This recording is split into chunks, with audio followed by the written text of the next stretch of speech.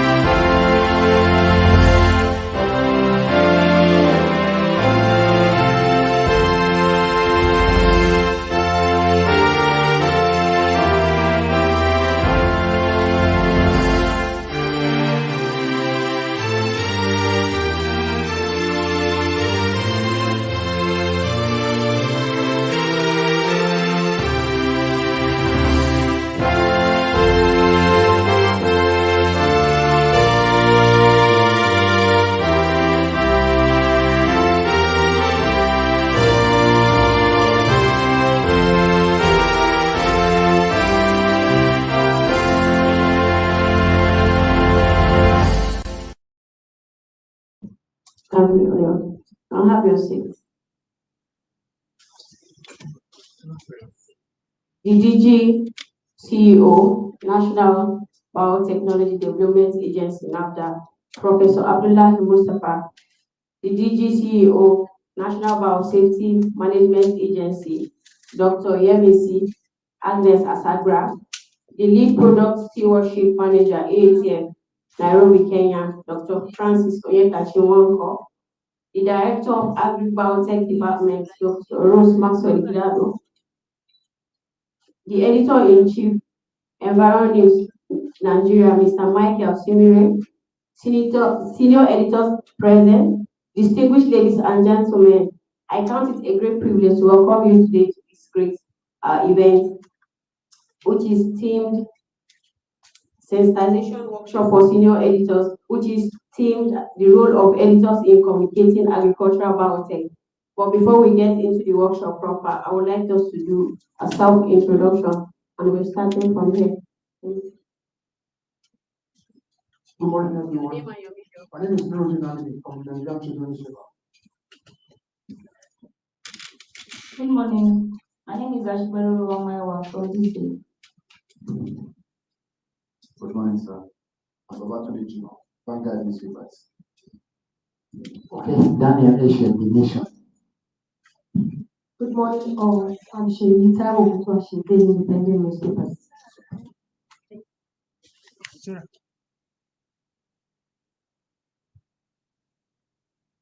Morning, my DGC. My name is Betty Paulo from NPMA.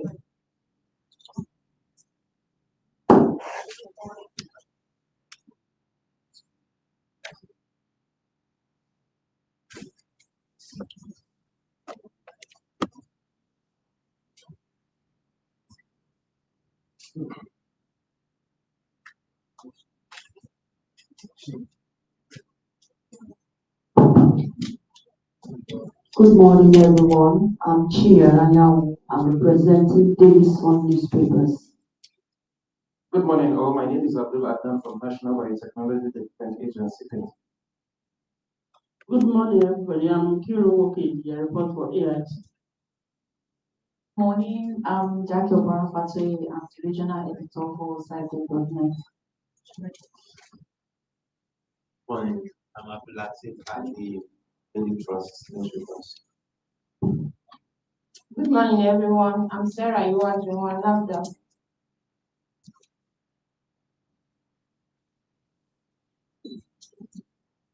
Good morning, all.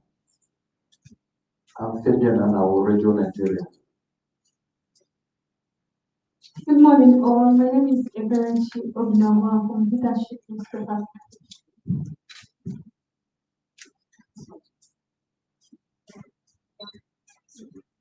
Good morning, all. My name is Abraham Isa from OFAB Nigeria.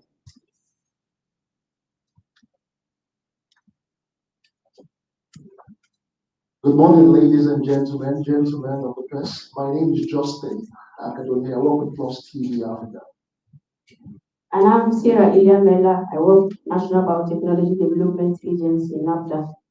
To take us further through the objective of the workshop, I would like to call on the head of OFABA, Mrs. Sarah Iwejinwa, for the objective. Thank you.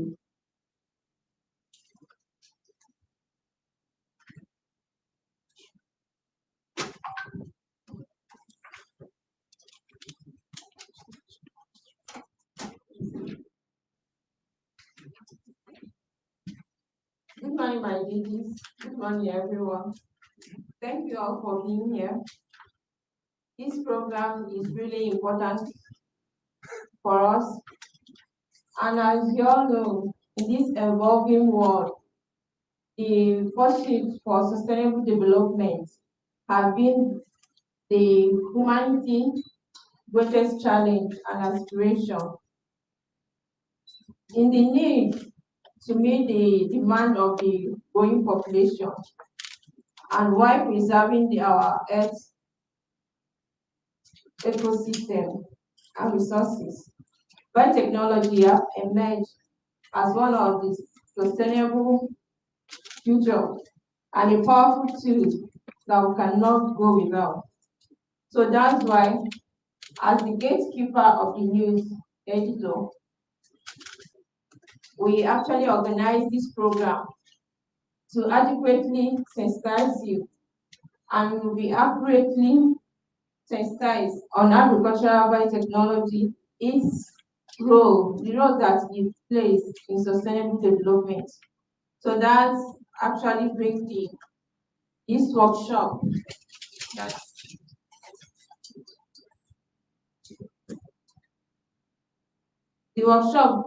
so that you will be adequately and effectively sensitized on the role of biotechnology with the aim of providing accurate and up-to-date information about the evidences in agricultural biotechnology sector since its adoption in Nigeria, in order to ensure that you are fully acquainted with the facts of GMOs and can also disseminate them. So we have some objectives that we want to achieve by the end of this program, which is to enlighten you all about the biotechnology and you become abreast with the development in agri-biotech. And you see how these changes can actually improve our lives and the general well-being of Nigerians. And so that you can also demystify the concept of agri-biotech and address the misconception about the safety of modern agri-biotech and to build your capacity for improved editorial decision-making on issues related to agri-biotech, and to raise champions among you all so that you'll be able to participate in awareness creation and join hands in promoting agri-biotechnology as it stands to actually contribute very quick in sustainable development that we look for. By the end of this program, we hope that you have an in-depth understanding of the science aspects of agri-biotech and you have your own individual opinion form on GMO and you'll be aware of the maximum benefits from the potential that agri-biotech has to offer. And also, would like by the end of this program, we'll form a network of concerned individuals for continual exchange of information and expertise and experience to be established. Thank you. A round of applause for Sarah. Thank you for the timely objective. So to take us further, like I always say, an event like this cannot be complete until my DG speaks. So with a round of applause, I want you to join me as I welcome for the opening remark the DG CEO, Professor Abdullahi Mustafa. A round of applause for him.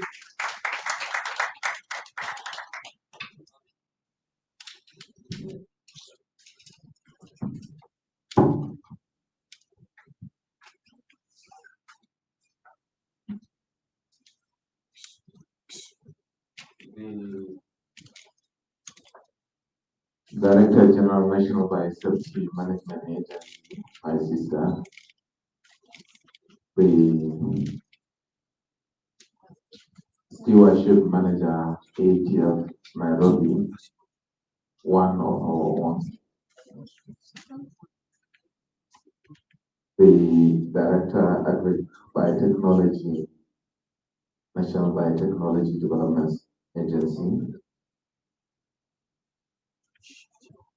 esteemed stakeholders that convene here. We all convene because of you people. We travel from far to come and meet you. Ladies and gentlemen,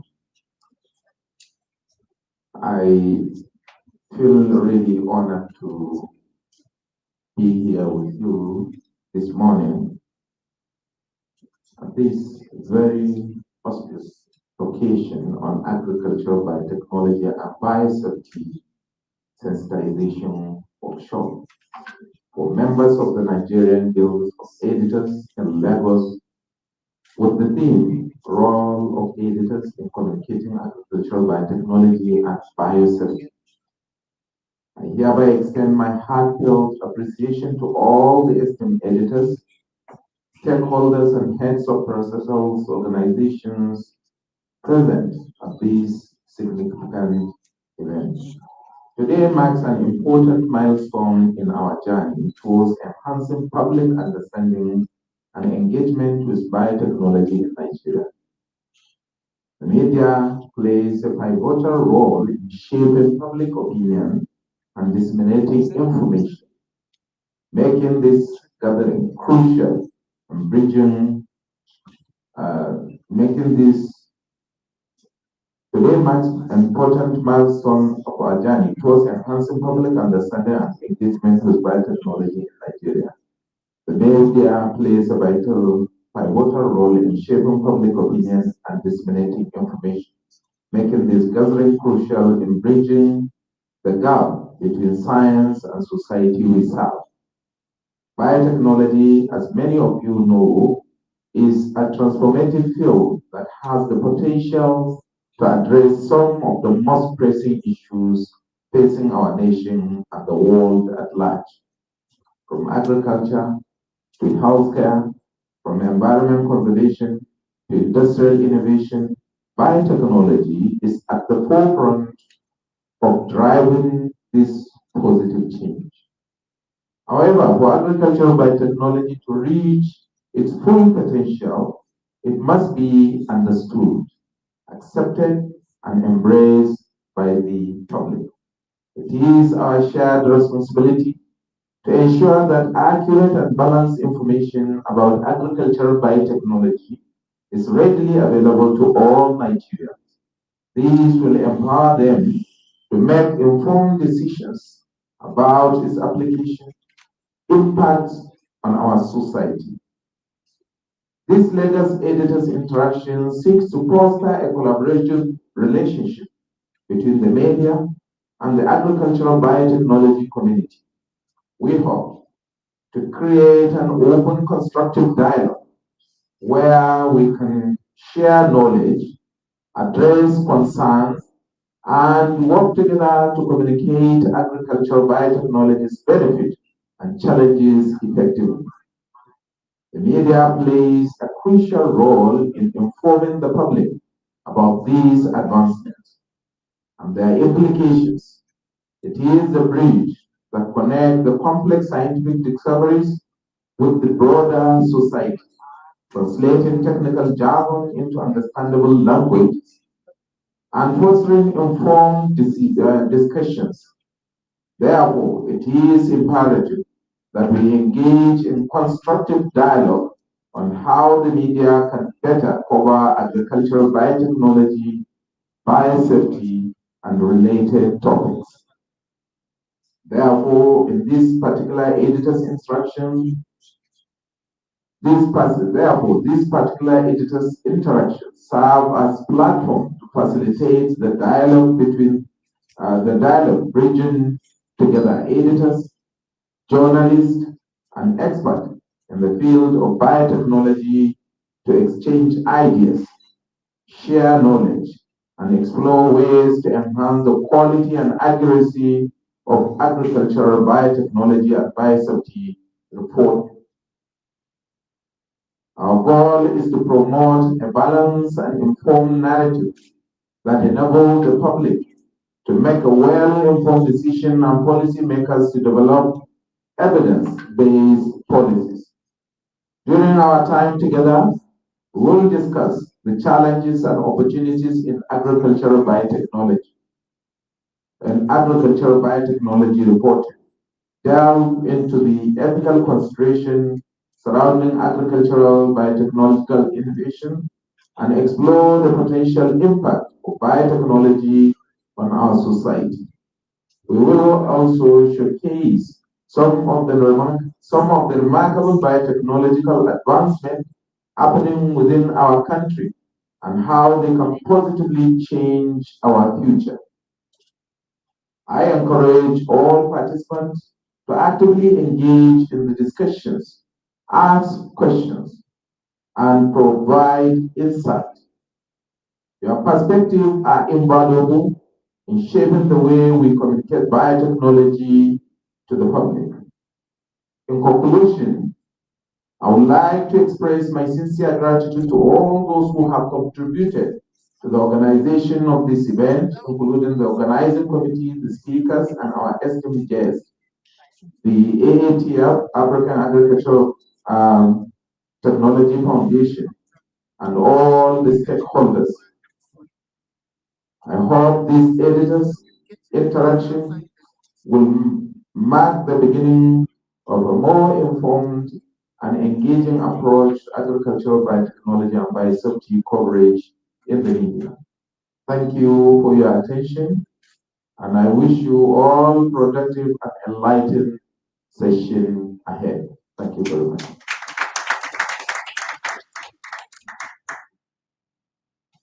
Thanks very much, sir.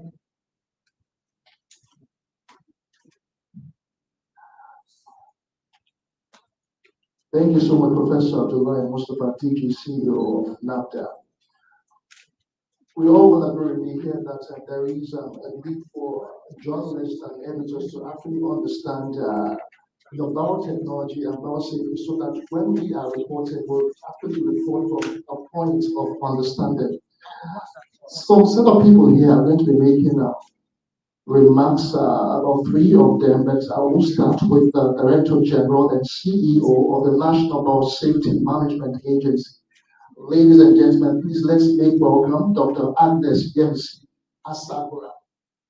Let's give her a round of applause.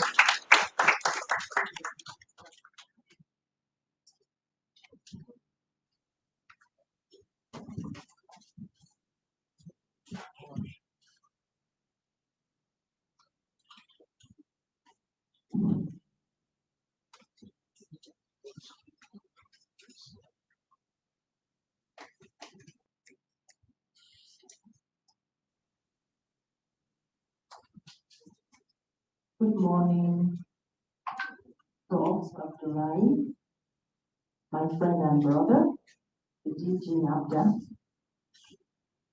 and also the product stewardship of AATF, Nairobi, Kenya, my junior brother, and also Dr. Rose Gidadio, my sister, who is the Agri-Biotech Director, NAFDA, all the men and women of the press, ladies and gentlemen. It gives me great pleasure to be here because there's so much out there, misconception, misadvice about agric biotechnology, and who can actually carry out and tell the world about what actually agric biotechnology is all about, if not the press, because you are the wings that carries a lot of information. So it's a thing of joy that OFAB is bringing about this program to help, to educate, to help, to inform the press about what actually agri-biotechnology is about. We're talking about GMOs. We're talking about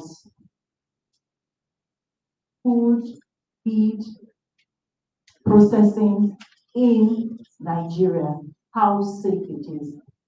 And I represent the Biosafety Management Agency because we care very much about human health, we care about animal health, we care about plant health, we care about the environment.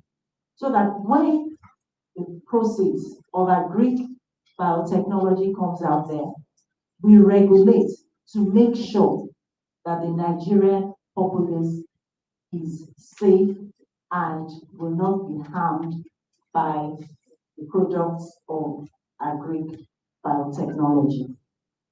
So, in joining my brother, you are all welcome to this one-day workshop to learn and to carry out the good messages of agric biotechnology being regulated for the safety of the Nigerian. So I wish you a wonderful time as you listen to our presentations. God bless you all.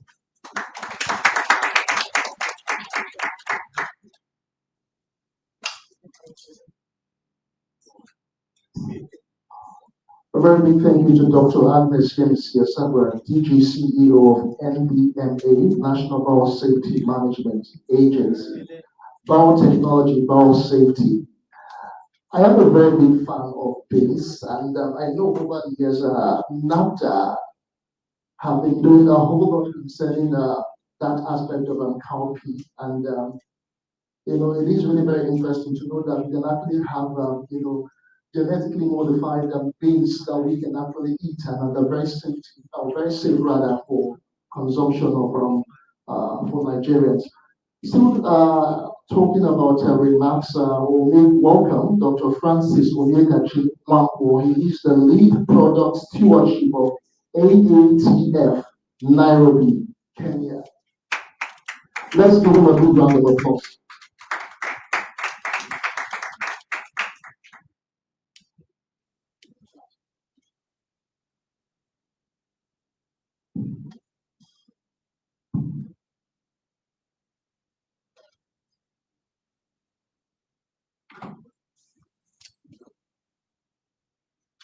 Okay, my big brother, the DG, National Biotechnology Development Agency.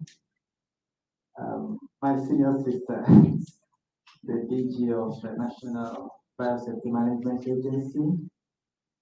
And my another big sister, the Director, Agricultural Biotechnology of the National Biotechnology Development Agency. Also the Chairman, National Union of Journalists, Lagos State, members of the Guild of Editors, my colleagues in biotechnology and biosafety, ladies and gentlemen. It's our great pleasure to be here this morning to talk about this subject. I'm one of the ardent believers that development should stem from what people value and have reasons to value. And looking at our environment, especially when we consider the hierarchy of human needs, you can all agree with me that food is at the base and very important. So food is what we are talking about here. And it's important for us to begin to stand as Africans and be able to feed ourselves. And we cannot feed ourselves without technologies. Agricultural biotechnology is very critical for us to be able to feed ourselves. And we are happy that Nigeria, through the efforts of the National Biotechnology Development Agency, is leading this space in Africa. And it's something that journalists and all the people involved in mass communication should come together and support it by promoting the activities, by educating the public so that people will understand that this product is good, it is safe, and we are all here to answer all questions regarding the safety and also regarding the management of the product post-release. On this note, I say thank you to everyone.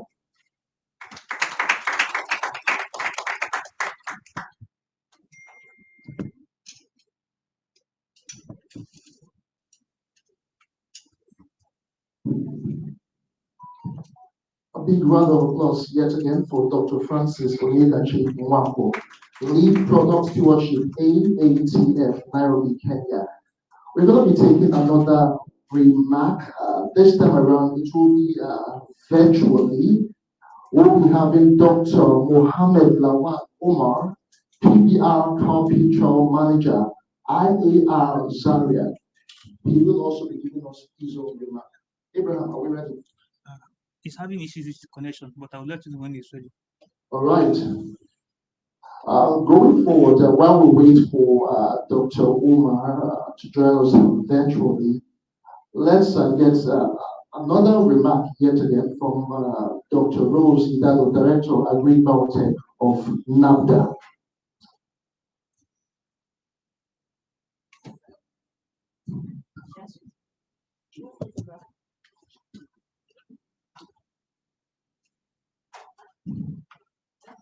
I understand that Dr. Rose Idalo will be making a presentation much later, but while we wait for the other remarks, I understand that we should take our group photographs right now. So let's be on our feet, ladies and gentlemen.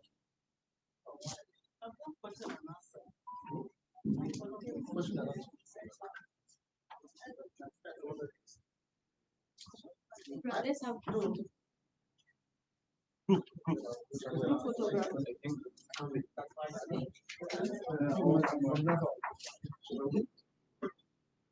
Sarah.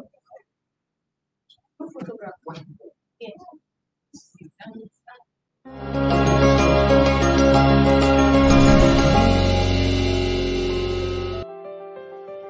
Myths and facts about GMOs.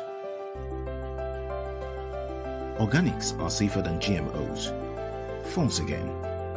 Organic farming is a cultivation method, and GMOs are a breeding method. So it's like comparing apples and oranges. Additionally, organic growers are allowed to use certain types of pesticides. So, some GMOs could claim to be safer than organics. GMOs will replace indigenous varieties. Not true. The science of biotechnology is being used to protect indigenous crops from drought, salinity, pests and diseases so that they can continue to be grown successfully by smallholder farmers. GMO crops are foreign and different from what we consume. Not true. Each nation has its own scientists who are developing genetically modified crops that best meet the needs of their own farmers and consumers. GMOs cause diseases. False. There is no evidence anywhere in the world of GMO crops causing diseases or death. GMOs are the safest foods that have ever been produced because they undergo extensive testing before they are made available to the public. Africa does not need GMOs. Totally false. Africa needs crops that can resist pests and disease, tolerate drought, grow without the extensive use of fertilizer and pesticides, and provide nutritious foods. Africa needs crops that can help smallholder farmers thrive. GMO is a major tool for meeting these needs. So yes, Africa needs GMOs.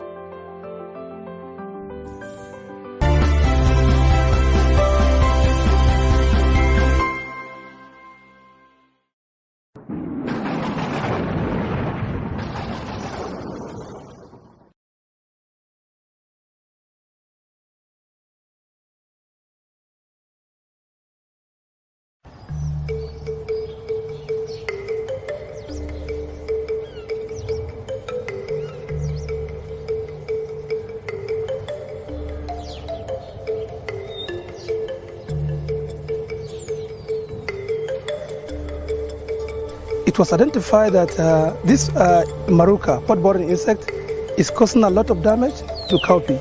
And this one is more pronounced of prevalence in Africa. If the insect feeds on this new cowpea, which is improved genetically, the insect dies immediately, and so it will not survive, talk less of shedding other generations of the insect.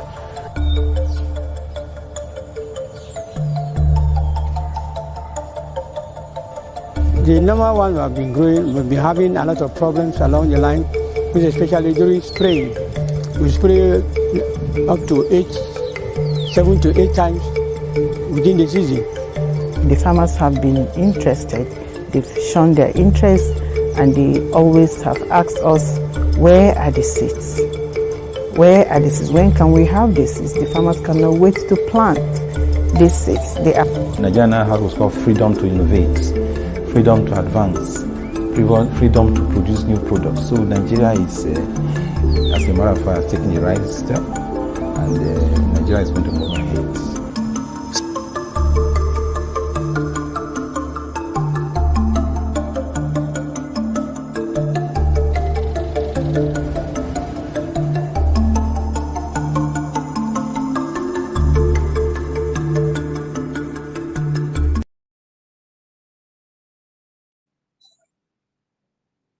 Thank you.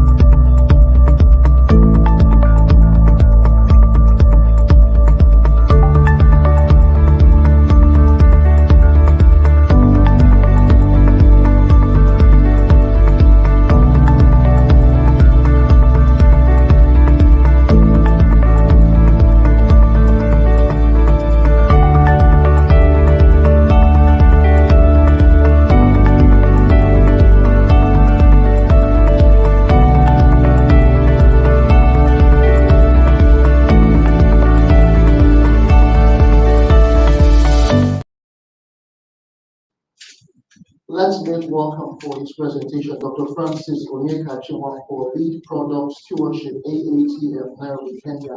He will be speaking on Biotech Product Release Stewardship Community Strategy. Let's give him a round of applause.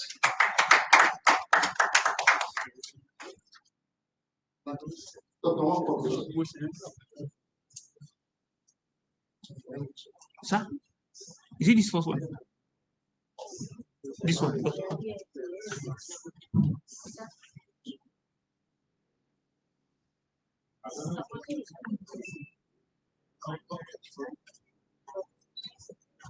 Okay, so good morning again, everyone.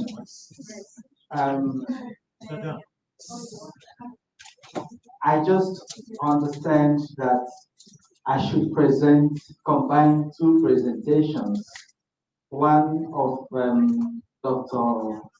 Mohammed Lawan and the one on product stewardship. So I've put them together in a presentation, and Abraham is trying to load it. So, Abraham, are you ready? Yes, almost. It has to load on the studio, but it's almost. Okay, so probably we'll give some few seconds.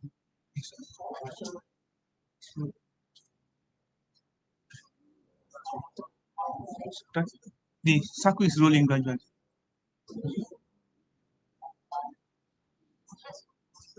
While we're waiting for that one to be loaded, let's just acknowledge the presence of the NUG chairman here in Lagos State, Mr. Adeleye Ajayi. Can you please welcome him with a round of applause? Thanks for joining us. We also have the Secretary of the Union, NUG Lagos, Tunde Olalere. All right, thank you so much. It's already done. It's a software. It needs to upgrade the PowerPoint, then cast on the screen. So, but it's just trying to initialize, but it's done.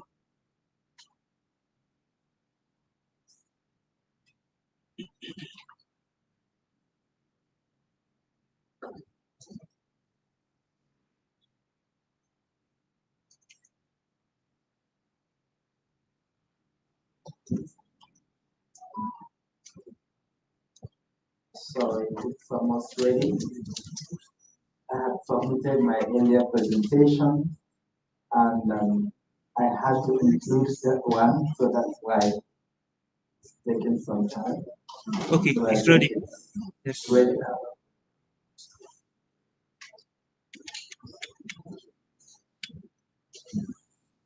What about the remote to control the slides? Sir, they don't have remote. Okay. So I'll control. Yes. Okay. Thank you very much, and good morning again. And so I titled it Resilient Product Stewardship, Ensuring Product Durability and Sustainable Impact. The product we mean here is biotech products. So next. And I'll talk about the context of product stewardship in agricultural systems. In talking about this, we will also look at the vision of biotechnology, in stewardship biotechnology in Africa. Then we also look at the stewardship systems in agricultural products. And at this point, we'll give a case study of the pod borer resistant cowpea, which is already commercialized in Nigeria. And we highlight some key stewardship messages that will be useful for communication purposes.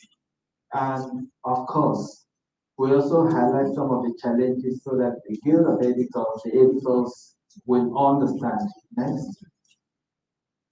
So, just a little bit about the African Agricultural Technology Foundation where I work. And these are the biotech products that we are developing. You could see the BT cowpea working with the national research systems in Africa. example, the Institute for Agricultural Research, ABU's area in Nigeria.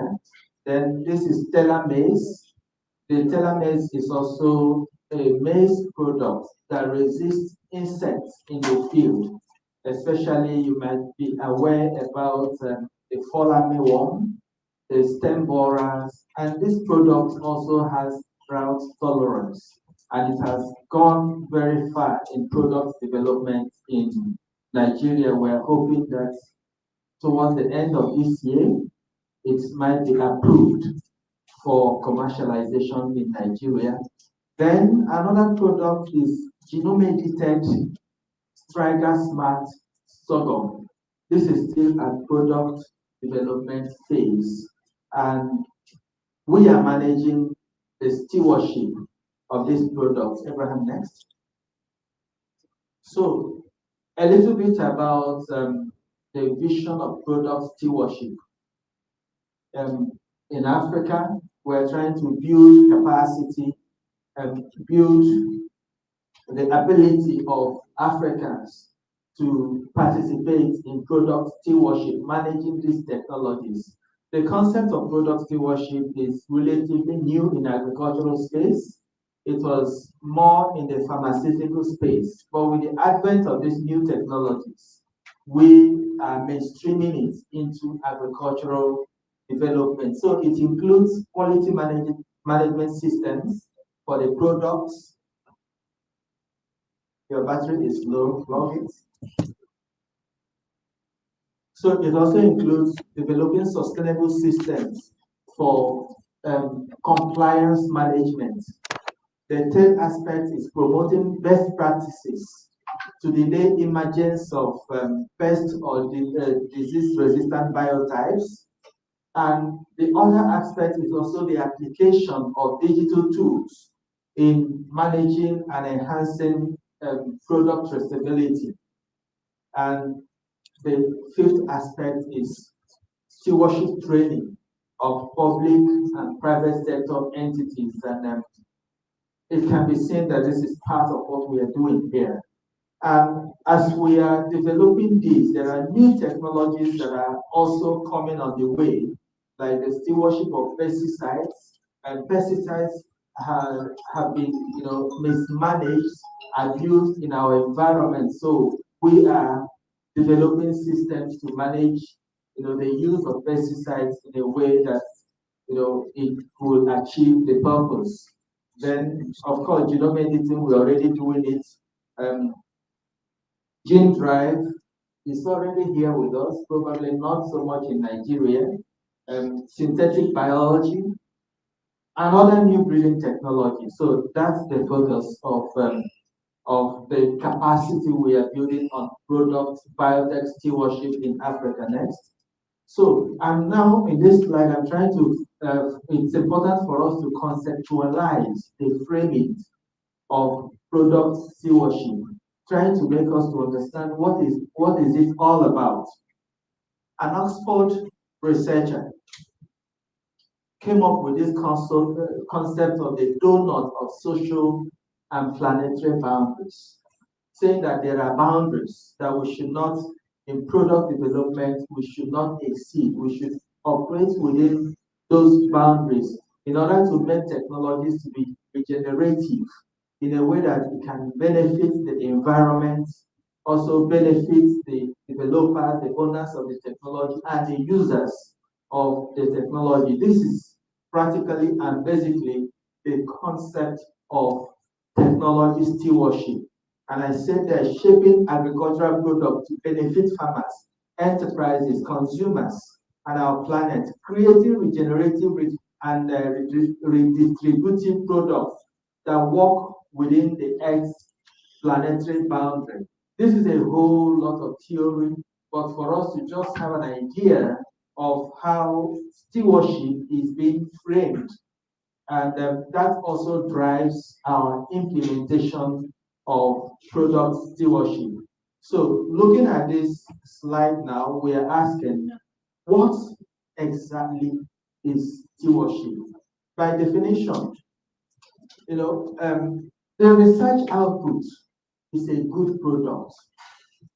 And for farmers in Nigeria who can testify, example that BT cowpea, BBR cowpea is a good product, then the next thing is responsible and ethical management of that product, which by definition is what stewardship means. So, and this responsible and ethical management of the products, we say is a task for everyone, which is where all of us also fit in promoting that management. And then we say it is designed to be proactive rather than reactive. That's why we have to develop a strategy, a plan, even before the product is being released to the farmers. So, and the essence of stewardship is on product sustainability and product durability. So we take a life cycle approach to stewardship. My work actually starts from the very beginning, the gene discovery, where we now start moving to confined field trials, to getting data on safety for deregulation. Then we go through that process until it comes to crop production, crop utilization. And sometimes if you get a better product that does better things, then you discontinue the existing one and introduce a new one. So taking this product life cycle approach, this is the definition of product stewardship. Next slide. Just to give us a case of product stewardship, sometime in South Africa, we heard that BT maize in South Africa, it was based on Moneta technology, developed resistance. And when we look at it, it was basically failure of stewardship. They failed to manage the process of insect resistance. And then it developed some resistance. And I will talk about resistance evolution a little bit more as we go on. Then in Burkina Faso, we also heard about the BT cotton that made them have, farmers had a lot of profit, was very good. All of a sudden, we heard that the means, that the length of the fiber length was short and was no longer meeting the market value. But that was a problem that would have happened at the time of introgression, which is also a failure of stewardship. So it's just giving us an indication that exceptional technologies will often require exceptional stewardship to be able to ensure its sustainability and durability. So these are the key elements of product stewardship. One at the upper level, at the down or upstream level, intellectual property protection, and then we talk about product integrity preservation, which will require developing and sticking to standard operating procedures, quality management systems, quality assurance and quality control, insect resistance management as a tool of integrated pest management, and then good agricultural practices. I just highlighted these acronyms, but these are the meanings. Then the other aspect is what are the permit conditions, like my senior sister heads an agency, National Biosafety Management Agency, that while approving a product, they will usually or normally give conditionalities or conditions to utilizing that product. So what are those conditions? And it's the role of stewardship to ensure that those who are producing comply with those conditions, like labeling, reporting, some other national regulations that are embedded in those approvals. Then the fourth aspect is control and traceability. Then the fifth is trying to ensure compliance to all these things. And luckily, we have also developed some digital tools. We have the Samawati app. I'm based in Nairobi, Kenya. So Samawati means blue. The app was designed in the blue color, so we just chose that word to name the app. And then licensing and technology agreements is a way we use to ensure compliance. Sometimes when people hear about licensing, they think about royalty. But some of these particular technologies, we acquire them royalty free. So the license is one non-exclusive license, but when you sign those licenses, it means that the developers of the technology, like Institute for Agricultural Research, NAFDA, can walk into the seed companies and make sure, unannounced, collect some samples and make sure that they are complying to standard. So that's what those license agreements is all about. Next. So now this is where I will now combine my presentation and the presentation of Dr. Lawan, looking at the pod borer resistant cowpea as a case. Next. So, pod borer resistant cowpea, when we talk about cowpea, we are talking about beans. And I believe that all of us know what beans is. And most of us eat beans. I think I ate beans in one form of it this morning. So, beans is economically very important in Africa, and it's a major source of dietary protein, especially for the poor, and over 200 million people who depend on beans. It's also, of course, a street food. We eat akra kose on the streets. It's an important source of fodder for livestock. It's really a very good livestock feed, and it's a source of livelihood for a lot of people within our population. And producing cowpea has a lot of challenges. You can see, of course, it has a potential of 2 tons per hectare, but averagely, we get between not more than 400, kg per hectare, which is really low. Sometimes those who are good farmers get a little bit, but what do farmers do? And of course, agronomic practices, problem of agronomic practices are also there. There are parasitic weeds like striga, and then there are other diseases. But a major challenge, because these other ones in black can be controlled with good agronomic practices, you could, control some of those. So the major problem is that reduces the production of beans and makes it to be very expensive in the market is the issue of insect pressure. As much as we human beings like to eat beans in all its different forms, insects also love them so much. Several kinds of insects. This is pot-sucking bug. This is flower thrips. This is aphid. Some of you who are conversant with a farm would have seen these insects. And if for any reason, through so much spraying of chemicals, the bees escapes these insects in the field and then gets to the stalk. This one, brockets, Gallosobrochus, or weevil, they come in and finish it. I was telling a story somewhere 2 days ago where in Nairobi where I live, they don't really have bees. They have just one variety that's not like as good as the varieties we have in Nigeria. So whenever I come to Nigeria, I try to buy some and take home. So I took some home, kept it. I thought I sealed it properly, but after some time, when I really wanted to, feast, devour the beans like a lion that devours the prey, I brought it out, only to see there was the brokers had feasted on it before me. And I'm sure many of us go see this. And because of this problem, you see, Nigerian cowpea is not accepted in some international markets.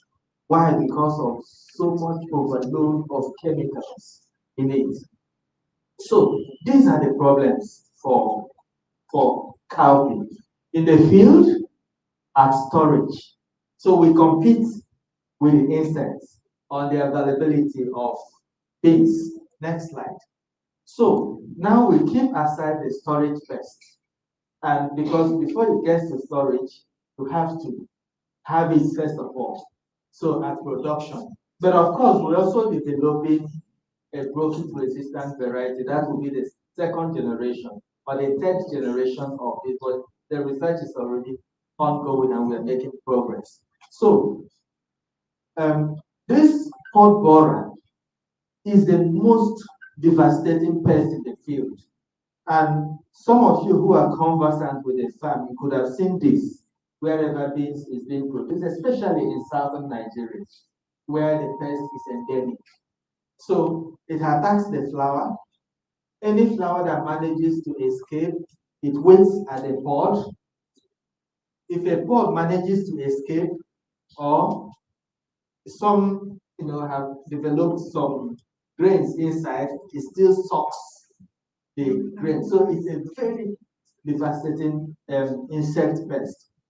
So farmers can lose up to 80% of their yield if they don't spray. Even when they spray, it's not effective because those chemicals are contact. And when they're already inside the pods, these chemicals will kill the ones outside, and then these ones will just emerge and continue their business. And no genetic resistance exists because over 1,500 assertions of bees were screened to see if there's a variety that has resistance, and there was none. So we now needed a way of developing that. And let's go to the next slide. So a protein, a gene called Cry1AB.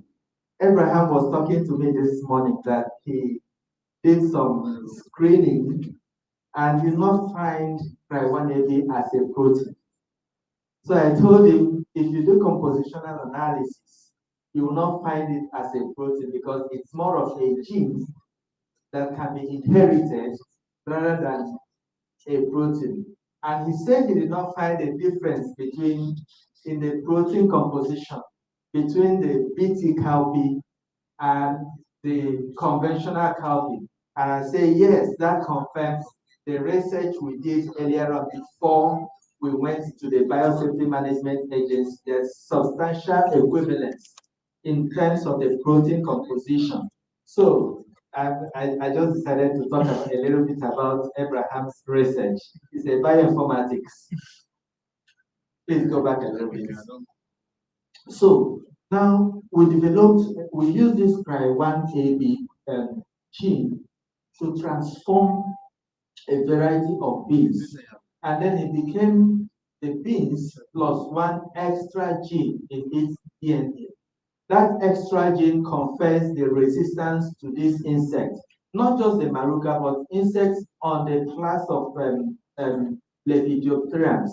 I think Lepidopterans are sucking insects. So insects in that class of sucking insects will be affected by this technology. They will not be able to attack the crop. So we confirmed the efficacy under severe infestation at IAR Zaria. We also did it in Kano. We did it in Talata Mafra in Zamfara State. These are cowpea zones and areas where Institutes for Agricultural Research under ABU Zaria have their stations. So we tested and we saw the technology was working. Then we developed farmer preferred varieties and also tested them across locations in Nigeria. And we came to the Biosafety Management Agency and they reviewed the safety dossier. They reviewed safety in terms of the effect on food and feed. And there was no dangerous effect. They also looked at the aspects of environmental safety. When they try to say, okay, there are some other insects, like useful insects, like ladybird butterfly, like bees that pollinate crops, will it not affect those ones? And we set up experiments and they looked at it and everything was okay. So they approved it for commercial release in Nigeria. We also now went through the national performance trials to confirm it as a variety, and it was released, and it is already being consumed in Nigeria. So there's a second generation. This one is just with one single gene. And we think that one single gene can develop resistance very quickly. How do we know that? Initially, in Nigeria, while I was in Nigeria, I was taking so much of artesunate because I'm prone to malaria. I'm AA genotype. And, a lot of times I fall to malaria. But then at some point, it was discovered that single mode of action medication against malaria was no longer effective. Why? Because malaria, the parasite, was beginning to develop resistance. That's the reason. And so today, most of the medication you see might be artemether plus lumefantrine, 2 modes of action. So when you take it, it works. And this is practical for every organism. And I will explain a little bit more later. So that's why we are developing a second generation product. Then the next generation product, we call it next gen cowpea, has for both production insects like this pod borer, and the one I talked about that prevented me from eating my beans in Kenya. They broke it, so it's also coming on the way. Just to show that work is ongoing. We keep on. Then this photo, I want you to look at it. It might not be very clear. Both were planted at the same time. This is non-transgenic. This is BT, transgenic. I showed it somewhere in Ghana, the Academy of Science. And somebody said, but I prefer this because it's greener. But I now said, okay, they were planted at the same time. If you look critically, you'll find out that this is green, no pods, and this is dry with so much pods. What we look out for in beans? The pods. So you can see the difference is very clear. And this was taken side by side. They were planted at the same time to show us that the technology works. Next. So let me do a lot of socioeconomics. I know that policymakers and journalists want to look at the bottom line. This was a socioeconomic studies did just prior to the deployment of this technology. And you see that this was done by another organization, International Food Policy Research Institute, showing that $336 million net benefit to be generated over a period of 25 years with this variety. That is huge. And then another thing that attracted my interest is that for every $1 invested locally in PBR cowpea, I'm sorry, this is not shown, but it says there's $26 return on investment. Did you hear that?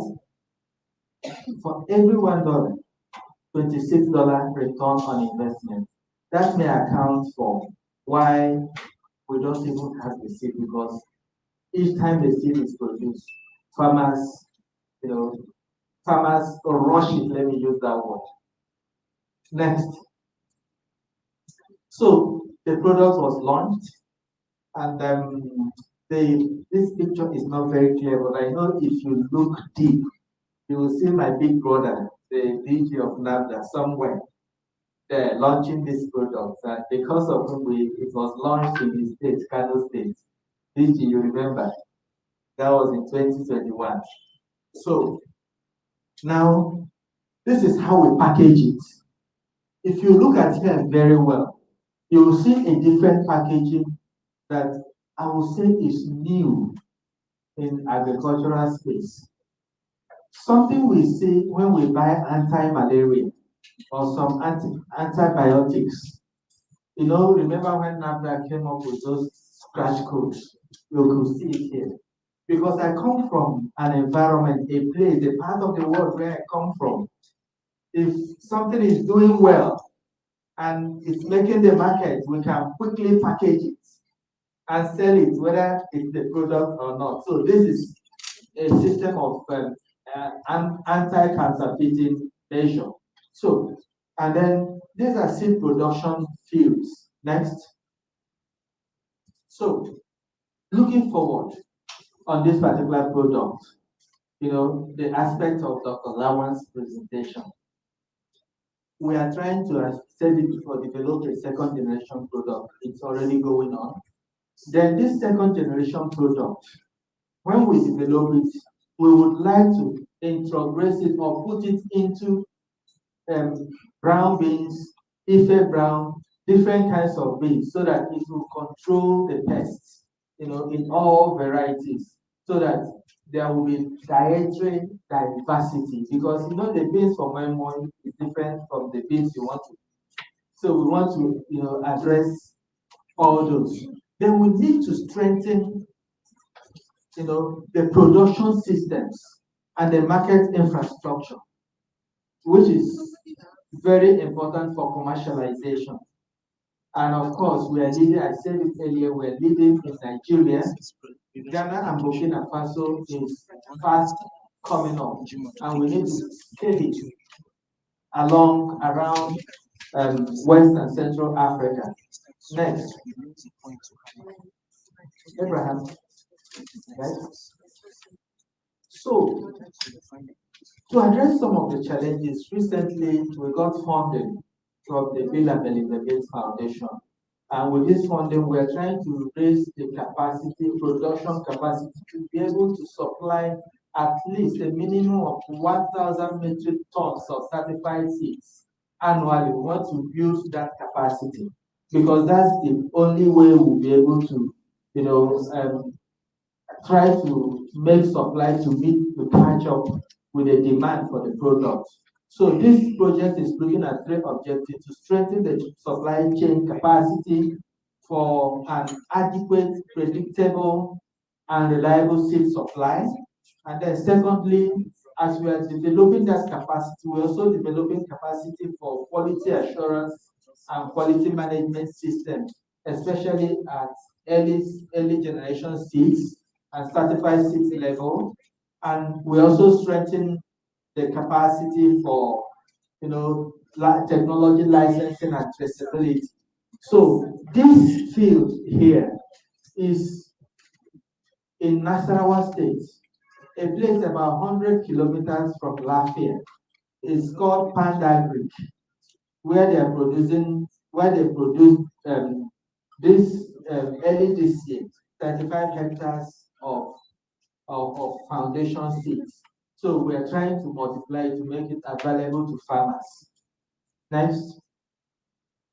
So to now, for us to understand the way stewardship and seed system is being structured, you could just look at these schematics. This schematic shows seed movement, seed delivery. You know, there are three classes of seeds: breeder seeds, foundation seeds, and certified seeds. So the source of breeder seed, of course, is the Institute for Agricultural Research, Zaria, because they have the national mandate for cowpea breeding. Now, as the seed goes from the breeder seed to the foundation seed to certified seed, where a lot of seed companies operate, then from the certified seeds, sometimes the agro dealers buy them and sell to farmers. Sometimes farmers buy directly. And then you see there is also extension at this end, relating directly with farmers, helping them to manage the stewardship and manage good agricultural practices. But as this seed is moving from breeder seed down the line, look at on the left side, you see there is seed regulators. In the case of Nigeria, National Agricultural Seed Council, they certify seeds and make sure that the seeds comply with good quality. And what are the key stewardship issues they look at? Quality, trait purity. Trait purity means is that trait of cry1AB or the BT that confers that resistance, is it in that product? And then, of course, they look at the storage, processing, they look at all quality issues along the seed delivery. So this is how we structure the stewardship and the downstream implementation of scaling. Next. So beyond the national regulations, we also, because of the requirements of the new technology, to make sure that it's, we are using it to also develop the value chain of other crops, other commodities. So we conform to and standards set by Excellence Through Stewardship. Excellence Through Stewardship is a global umbrella body that tries to support the agricultural biotech industry to make sure that quality and then integrity preservation is implemented. So they have so many guidelines, and we make the seed producers to conform to this. We also have ISTA, International Seed Testing Association. We also follow their guidance and their regulation. Abraham, next. So you could see this is a Danforth Center in the US when we went to develop standard quality management standard, working in standard labs to be able to develop that standard so we can apply it locally. The photo there is a staff of the molecular biology lab at National Agricultural Seed Council. The second one is me. I worked on that project in the lab, and these are people from the Danforth Center. So we developed standard operating procedure for seed certification, trait purity testing capacity, and SOP for breeder seed, foundation seed, and certified seed production, and then protocol for monitoring of the product and ensuring compliance. So all these things are already in place, were in place even before the commercialization. Next. So we have also working internally in the country because we need to develop those capacities. Right now, National Agricultural Seed Council is on ground and doing trait purity, PCR, and all the analysis in the country, courtesy of this project. Then recently, I'm working with the Covenant University. Covenant University, they have a good lab, and there's another lab in Ibadan, Africa Bioscience Lab. We're also working with them so that within the country we have different places where seed companies can go test their seeds and make sure it conforms to quality. Next. So pay attention to this slide. This slide shows the message to everyone that needs to understand about BBR cowpea. One, insect resistance management is a major thing. That's why it fails sometimes. A particular trait, not all, on it failed in South Africa. And it's possible for it to fail here if we don't manage it well. But the beautiful thing is, we did good research. We did research on alternative hosts. We looked at the biology of the pest and the ecology of the pest. We considered a lot of things and we said, okay, we do village or community refuge. Why? Because it's not everybody that is planting their cowpea. So neighbors' farms can be a place where, source of susceptible insects. So another thing is that non-BT cowpea can serve as refuge. You may ask me, what is refuge? We'll talk about it. Then we need to ensure that other cowpeas are planted together around, the PBR cowpea. With that, we'll be very, very sure that it will not develop resistance. I will explain why. Let's move on. Next slide. So, what is resistance? This, I said, BIP means plant incorporated protectants. That means, the plant develops the resistance itself. That's how it is developed, as in something that makes it to resist the insect. So it's incorporated in the plant. So, just like what I explained about malaria, are we together? I don't know. While I was living in Nigeria, I like a particular insecticide so much, probably because of the advertisement when I was a child.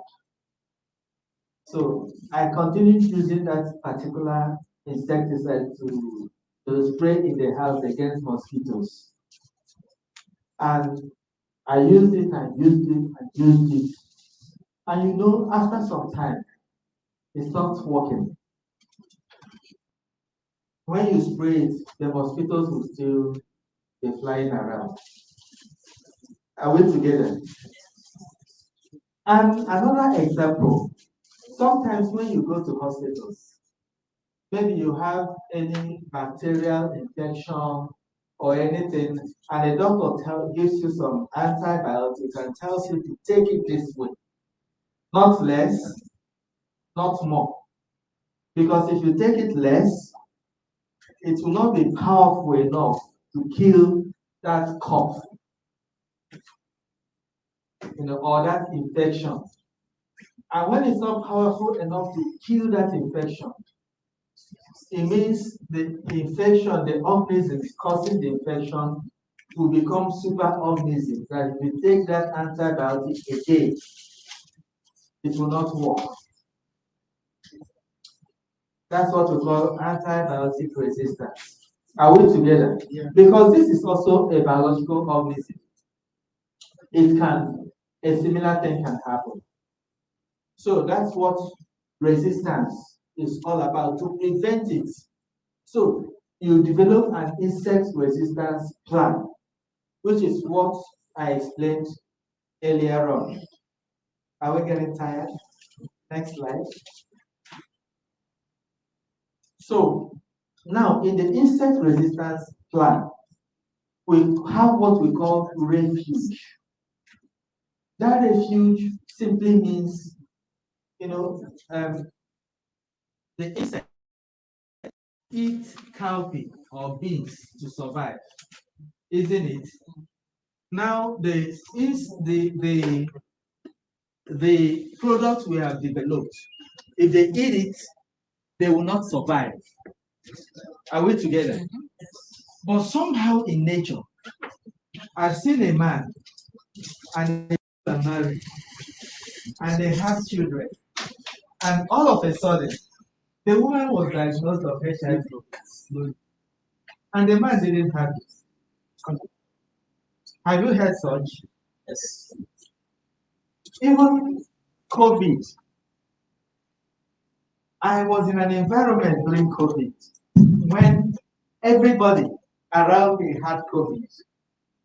For some reason, I didn't get it. So in nature, there are some insects that will go and eat this PBR cowpea, and they will not die. Actually, the mode of action is not that it kills it. But when they eat it, they will not like it. They'll stop. Before you know it, they start to death. But there are some that will taste it and eat it and survive. Nothing happens to them. Or another mechanism is they might just eat a little bit of the PBR cowpea and then manage to stagger around and go and eat a little bit of non-PBR cowpea. And so the concentration in their guts will be less. I have an experience some years back in my former life.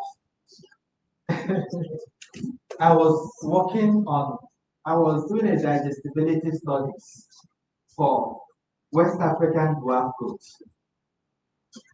The normal goats, not the northern the West African cluster. So, and I was checking some browsers that they feed on. So I was trying to say, just the digestibility and also voluntary intake. So I designed the experiment and then had 4 groups, eat different feed, and then there's this particular browse. I don't know the common name, but scientifically it's called the bacteria together. So, and then the first goat did the first ration of grass, panicle maximum, and then by the time it got to this particular browse and ate it, it died. I was confused, but this is a normal feed that goats eat on. Then I continued. I stopped and replaced everything, started again. Another goat got to that and died. And then the institution were asking me what's going to happen. You're going to pay for this. What's happening? So I now consulted, I read, I did research and everything. They now said, okay. Somebody advised me. They try not using a sole feed. Maybe each of what you're going to use, combine it with a grass, panicle maximum. So when I did that, the third goat got there, combined both panicle maximum and bacteria nitric, and it did not die. So it gave me an indication that, that's what it is. But now, relating it to Maruka, Vitrata, that's like the pot borer, you realize that one can just eat a little bit here, and then survive. But if that one survives with the BT trait inside it, it becomes dangerous. Because this technology can kill, every insect, most insects that is homozygous susceptible. It can also kill the one that is half heterozygous. But if it is homozygous resistant,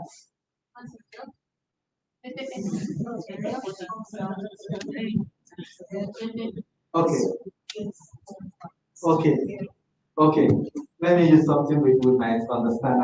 Earlier on I said I'm AA. Are we together? At least we all know that. It means I'm AA. Then there are some people who are AS. There are some people who are SS. SS is just like the cell is a bit cold. If they are not taking so much water, something might happen. They might be susceptible to, sometimes don't even survive. Sometimes they survive. You understand? Now, there are insects who will be like that. Those who are SS on this side, maybe super. How do I put it? Maybe Prof will help me later when it comes to it. But then, what I'm saying is, some insects will eat, those insects that eat and survive might be 1 in a million. Okay, let me use this. Yes, I think I have something to use to explain. Go to the next slide.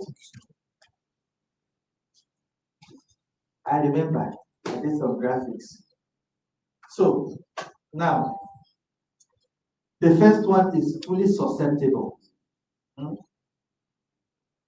So if they eat BT cow, they will die. But one insect in about 1,000 may eat and survive and become heterozygous. Are we together?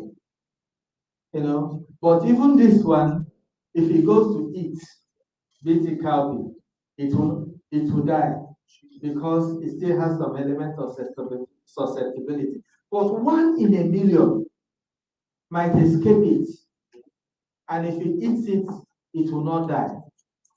Think about a situation whereby there are now 2 in 2 million that survived, and those two now goes to mate. You understand? When those two mates, they will have offsprings many, and before you know it, the number of insects that will not die when they eat PBR cowpea is so many, and that's what we're trying to prevent. Go to the next slide. So now watch what is going to happen here. Abraham, I think you go back, then press 1. Okay, good. Now, let's assume that this is a BT cowpea field with no susceptible survivors. Mating occurs between fully resistant homozygous, adults. Offspring from resistant survivors will be homozygous and survive BT cowpea. Resistant alleles frequency will rapidly increase locally. Those are jargons, right? Now, in this case, these are just, BT cowpea. This might show what may happen. Those colored ones are the ones developing resistance. Next slide. So, in the previous slide, there was no refuge. Refuge is, where you plant normal cowpeas that are not PBR cowpea, so that insects that feed on it, nothing will happen to them, they will survive. You don't even need to spray them, they will survive. So because you need to have those insects that are susceptible, you understand? So that if anyone that eats here survives, instead of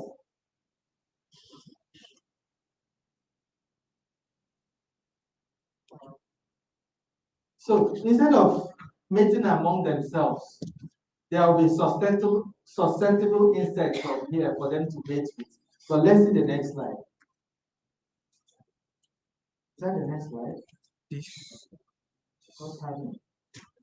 No. Hold on. Next.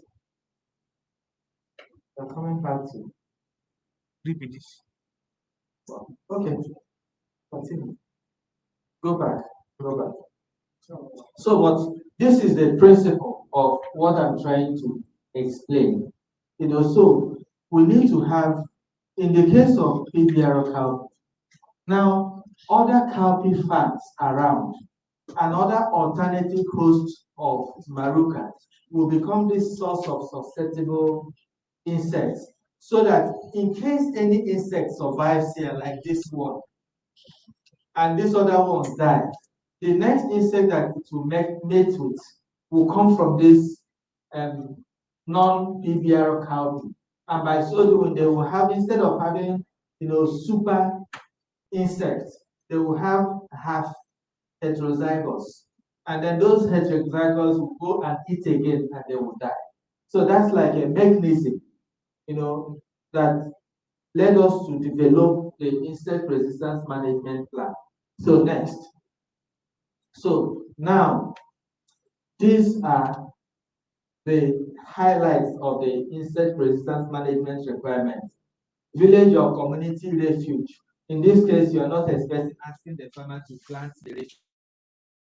So the surrounding farms will be that source of insect, susceptible insects. That is one. And then secondly, we encourage farmers not to mix their seeds. And if you mix it, you will no longer be sure of what you're planting. So the requirements for cowpea, PBR cowpea, is really not so hectic for the farmers, because it does not place the burden on the farmers. But then the extension service will need to be sure every year, do some monitoring to make sure that where PBR cowpea is planted, there are other cowpeas in close proximity to the PBR cowpea. And once that is done, the resistance will be, the product will be durable for a longer time.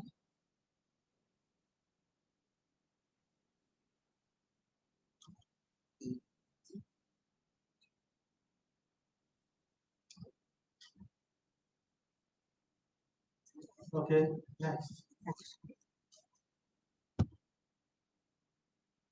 So another thing is when we do the monitoring, we try to be sure that we educate the farmers and ask the farmers if they see sign of resistance. And this monitoring is done annually since the first 2 years, and even this year it will be done. And we also define to the farmers what does damage mean, which is what is stated in this slide. Next. So, and then another important point, because I have seen different communications when people hear structured refuge, people hear seed blending, seed mixing refuge, and then they want to implement it on PBR cows. It's important for us to understand that IRM strategy is product specific. Are we together? And for this one is for the tailor-made that we are developing.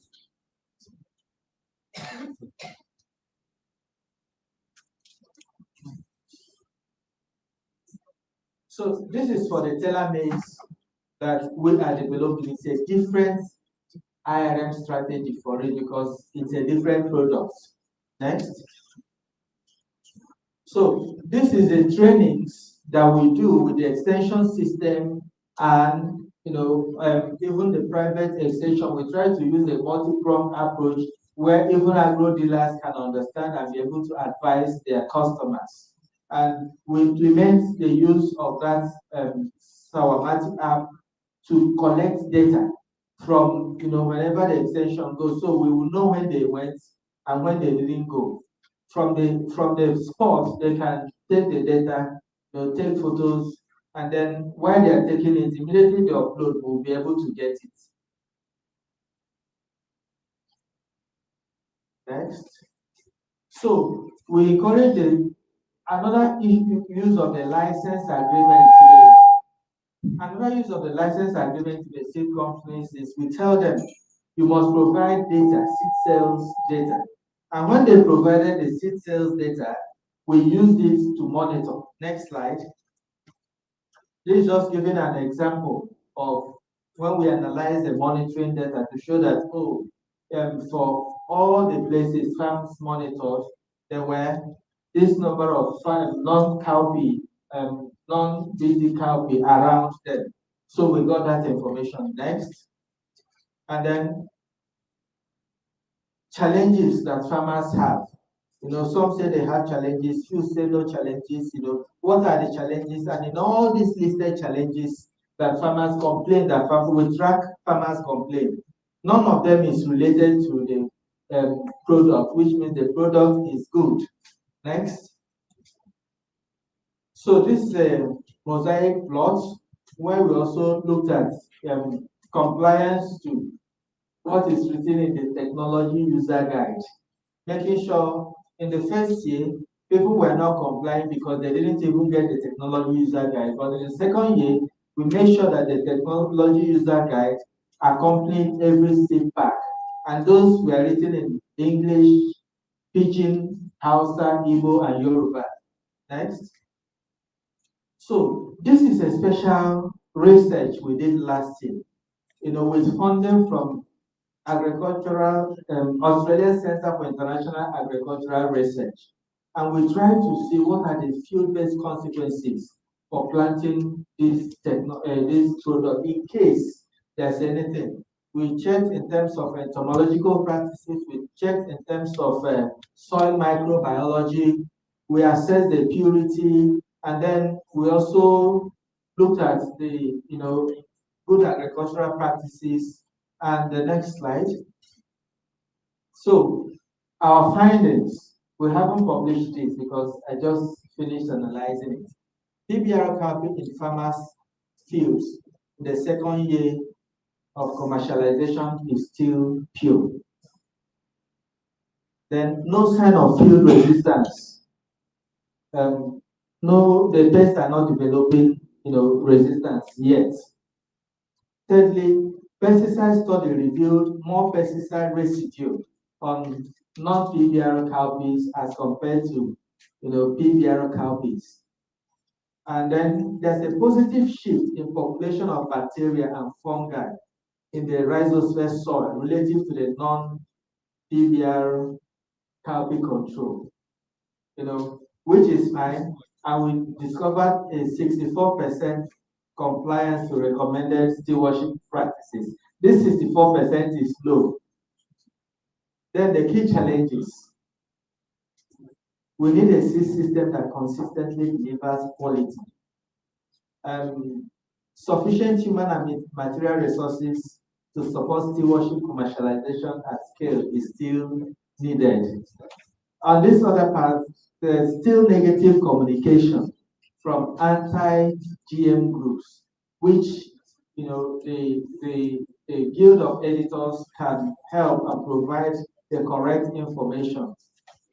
Security issues have really been very challenging. Sometimes we are not able to go there, but the good thing is that there are extension agents who mobilize them in their localities and we're able to get some good information. Partnership is key to success. And these are all the partners. You can see NAFDA there. A lot of partners. Next. I love this. I got it from Rose. Exceptional technologies require exceptional stewardship. And then for PBR cowpea, we farm it, we cook it, we love it. And thanks to science. Thank you so much, Dr. Francis Wampo, for that long presentation. Another round of applause for him, please.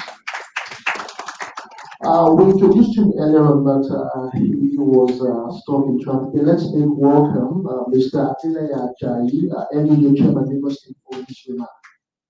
A round of applause, please.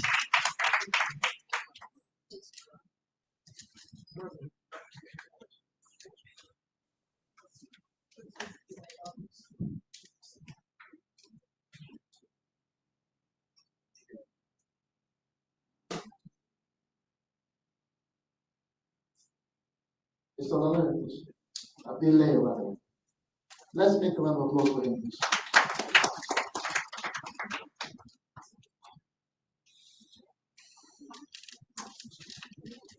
The DGCU, National Biotechnology Development Agency, NAFDA, Professor Abdullahi Mustafa, the DGCU, National Biosafety Management Agency, Asabra. Permitted to stand on the existing protocol. Good morning, everybody. Good afternoon. This is a very laudable initiative. Agricultural Biotechnology workshop for senior editors. I've seen a lot of our senior editors here. NHS, Azan, Mr. Shalatin Kipo, and I think there are now rest of them. Sorry if I don't mention your name, they are very senior editors. A lot of editors and reporters are completing on agricultural biotechnology and biosafety sensitization and all these over in our side. I must point out that media organizations have established agri-guests. And agri-guests have come to stay with their outings for both reporters and editors. And this has contributed immensely to specialization in agri sector of the media. I'm of the school of thought that there should be media specialization. I covered maritime bits for about 14 years for the Music of Nigeria, and I rose to become the president of the Maritime Federation of Nigeria in 2009-2011. And not only that, I had a master's in transport management, shipping options from Nigerian University, and as I speak, I'm a fellow of the Certified Institute of Shipping. So if tomorrow I'm made the president of CIS, Canada of Shipping, if I'm become the president of Certified Institute of Shipping, you say, Chairman NG, now president of the Institute of Shipping. That's how it should be. The registrar is my very close friend. So I remember also in 1998 I was assigned to attend the cassava workshop in IT by the Music of Nigeria. And then at the 3-day workshop, I derived immense knowledge on improved cassava seed use. So now, for instance, we have a viable agriculture I'm surprised there's no land reporter right now. We didn't invite land reporters because yeah, she lost her niece. that's yes.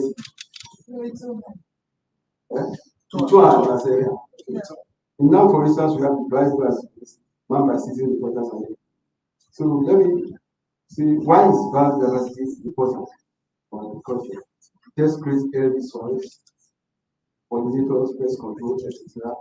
Ensures food security so that in case of drought or other conditions, then others will still be available for harvest. Let's provide pollinator species such as bees and butterflies that are useful for pollination, such as wheat, soybeans, and corn.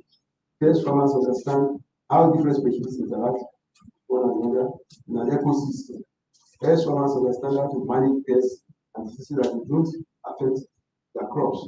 Provide pest control services that keep populations of harmful pests down so that they cannot destroy crops or spread disease among humans or animals alike.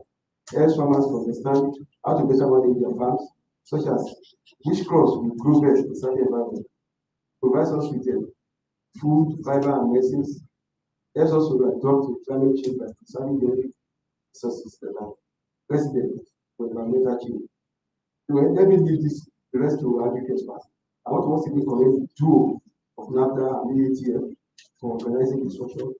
It's a capacity building workshop that will improve the contents of media reportage workshop. We also attach similar reports at the NAP capacity building workshop. We have done quite a lot in several sectors of media reporting. Last week, NUJ partnered with the Center for Financial Reporting and the training more than 80 journalists on insurance at the same hotel, GRA. We should benefit from the education aside. We should that the businesses to emulate NAFDA in carrying out such a school workshop. Thank you. A round of applause for Mr. Abdullah Akari, NUJ Chairman, Lagos State. There'll be more presentations after the tea breaker, ladies and gentlemen. I know it's been very, very, very educated, but let's just move to my right, where we can get entertained for our tea break. Thank you so much.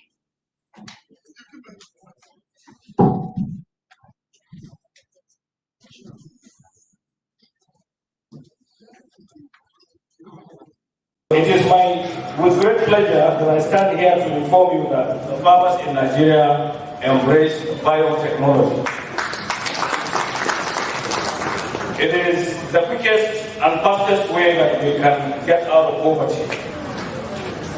Many people think farmers are poor because we only do it for subsistence. We are only able to feed our families and all that. It is far beyond that. Agriculture or farming should be looked upon as a business. And there is no game changer better than the GMO or biotechnology in agriculture. And I will tell you the story of the PBR cowpea that we are celebrating today. Some time ago, a few months ago, I believe, in Kano, we did a ceremony.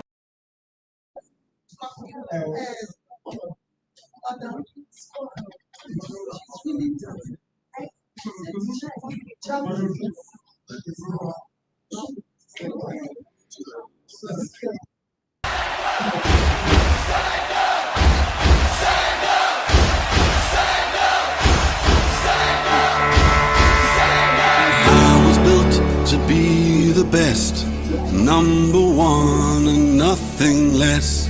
Lead me to my destiny. I have waited patiently. I have vision, oh I believe. I know I can count on me. So stand up for the champions, for the champions. Stand up, stand up, stand up for the champions, for the champions. Stand up for the champions, for the champions. Stand up, stand up, stand up for the champions, for the champions. Stand up. Stand up, stand up, stand up.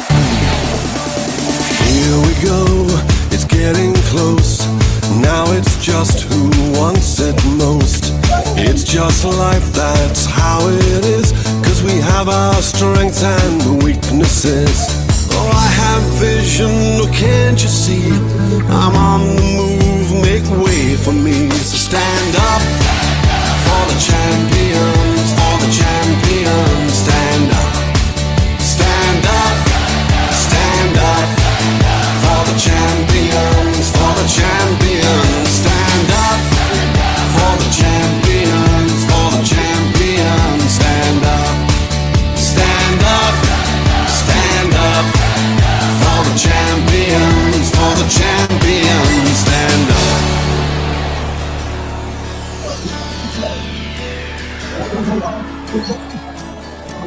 And when I fall down, I have to pick myself back up.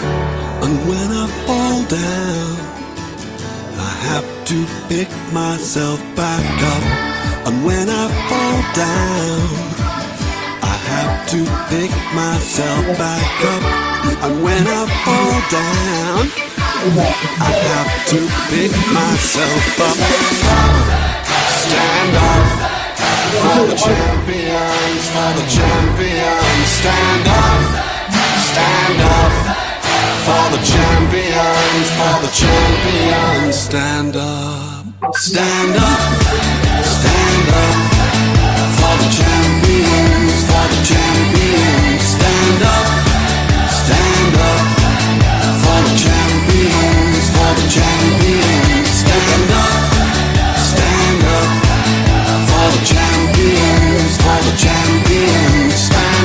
Stand up for the champions, for the champions. Stand up, stand up, stand up for the champions, for the champions. Stand up for the champions, for the champions. Stand up, stand up, stand up for the champions, for the champions. Stand up.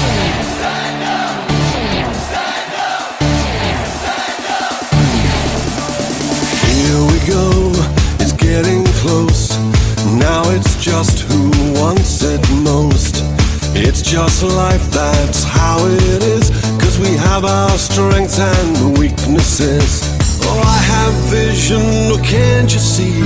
I'm on the move, make way for me. So stand up for the champions, for the champions. Stand up, stand up, stand up for the champions, for the champions. Stand up for the champions, for the champions. Stand up, stand up, stand up for the champions, for the champions. Stand up.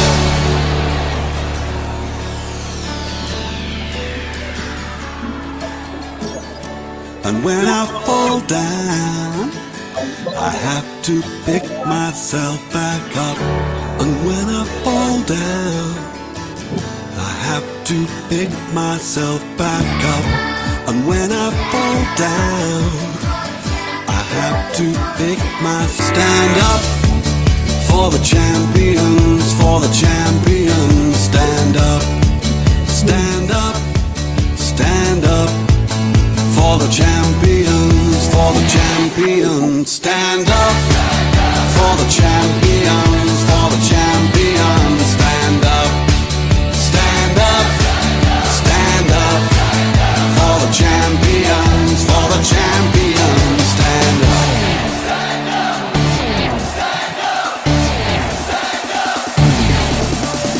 Here we go, it's getting close. Now it's just who wants it most. It's just life, that's how it is. Cause we have our strengths and weaknesses. Oh, I have vision, oh, can't you see? I'm on the move, make way for me. So stand up for the champions, for the champions. Stand up, stand up, stand up for the champions, for the champions. Stand up for the champions, for the champions. Stand up, stand up, stand up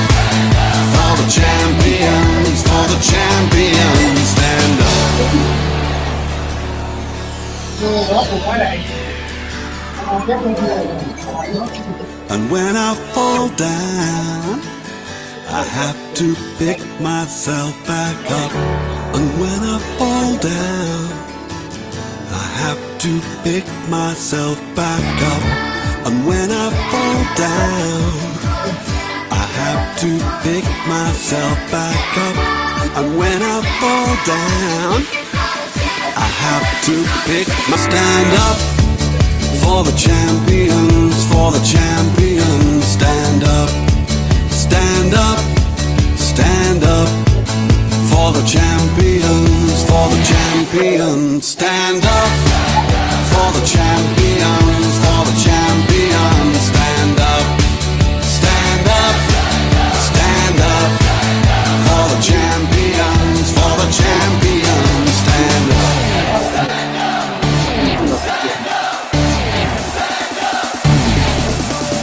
Here we go, it's getting close. Now it's just who wants it most. It's just life, that's how it is. 'Cause we have our strengths and weaknesses. Oh, I have vision, oh, can't you see? I'm on the move, make way for me. So stand up for the champions, for the champions. Stand up, stand up, stand up. For the champions, for the champions. Stand up for the champions, for the champions. Stand up, stand up, stand up.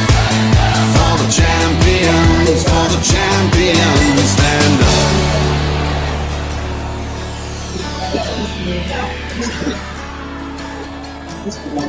And when I fall down, I have to pick myself back up. And when I fall down, I have to pick myself back up. And when I fall down, I have to pick my stand up. For the champions, for the champions. Stand up, stand up, stand up. For the champions, for the champions. Stand up. For the champions, for the champions. Stand up, stand up, stand up. For the champions, for the champions. Stand up.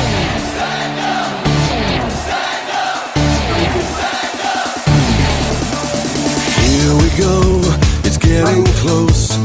Now it's just who wants it most.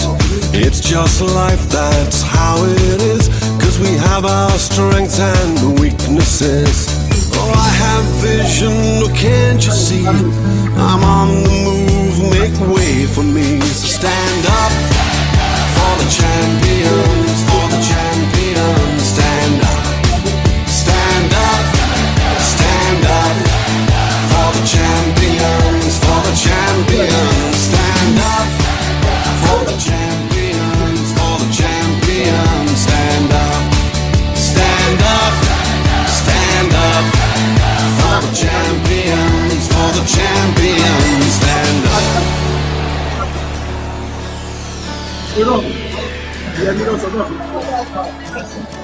And when I fall down, I have to pick myself back up. And when I fall down, I have to pick myself back up. And when I fall down, I have to pick myself back up.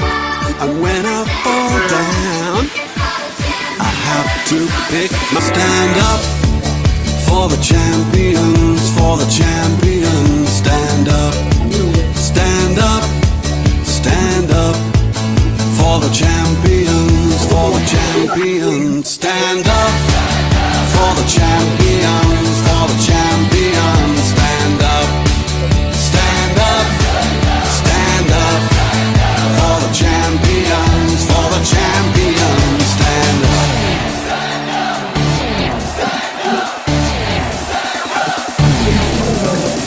Here we go, it's getting close. Now it's just who wants it most. It's just life, that's how it is. 'Cause have our strengths and weaknesses. Oh, I have vision, oh, can't you see? I'm on the move, make way for me. So stand up for the champions, for the champions. Stand up, stand up, stand up for the champions, for the champions. Stand up for the champions, for the champions. Stand up, stand up, stand up for the champions, for the champions. Stand up.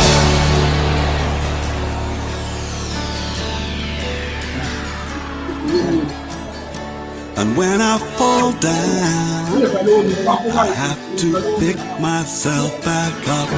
And when I fall down, I have to pick myself back up. And when I fall down, I have to pick my stand up for the champions, for the champions. Stand up, stand up, stand up for the champions, for the champions. Stand up for the champions, for the champions. Stand up, stand up, stand up for the champions, for the champions. Stand up.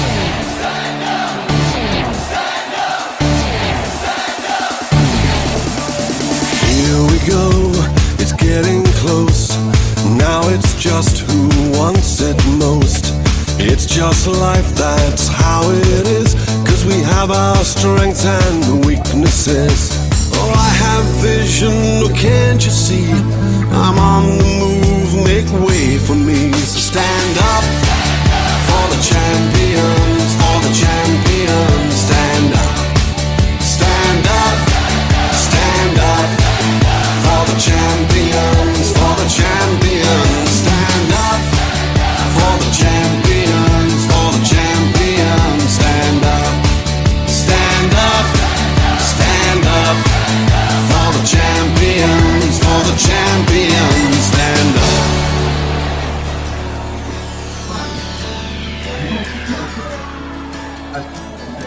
And when I fall down, I have to pick myself back up. And when I fall down, I have to pick myself back up. And when I fall down, I have to pick myself back up. And when I fall down, I have to pick myself up.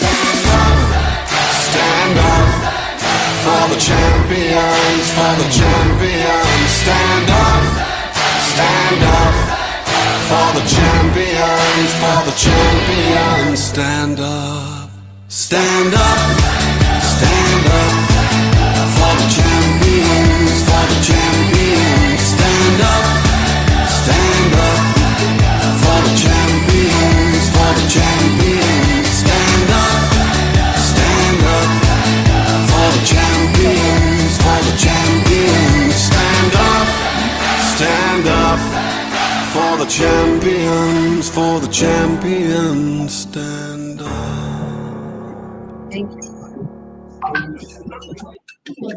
But the thing is that they're always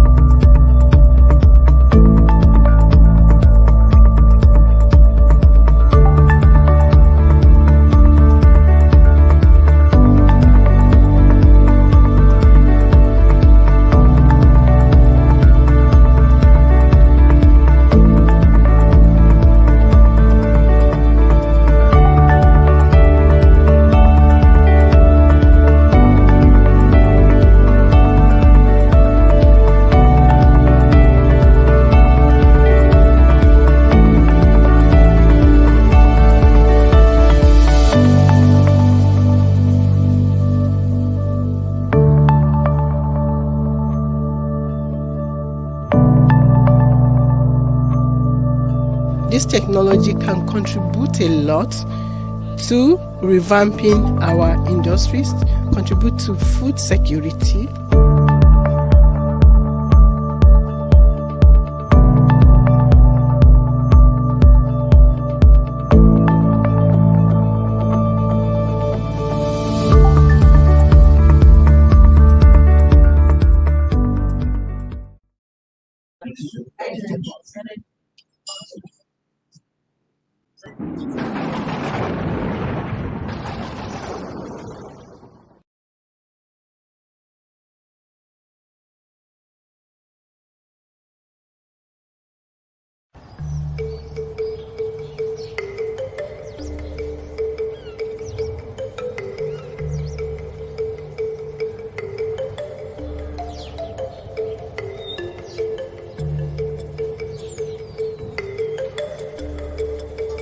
It was identified that this maruca, pod-boring insect, is causing a lot of damage to cowpea.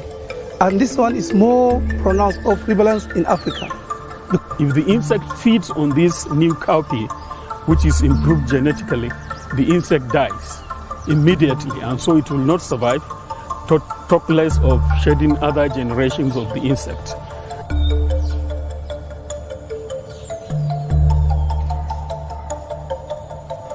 The normal one we have been growing, we've been having a lot of problems along the line, which especially during spraying. We spray up to 7 to 8 times within the season. The farmers have been interested, they've shown their interest, and they always have asked us, where are the seeds? Where are the seeds? When can we have these seeds? The farmers cannot wait to plant these seeds. Nigeria has what's called freedom to innovate, freedom to advance, freedom to produce new products. So Nigeria is, as a matter of fact, taking the right step, and Nigeria is going to move ahead.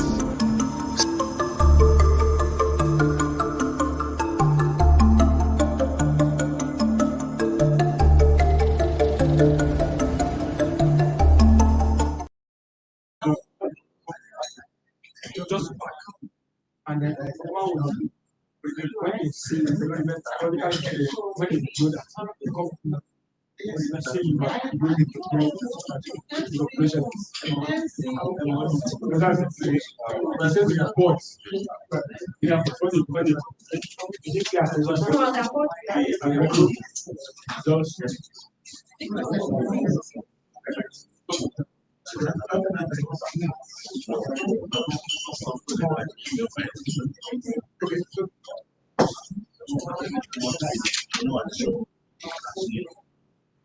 The kind of Ramon, but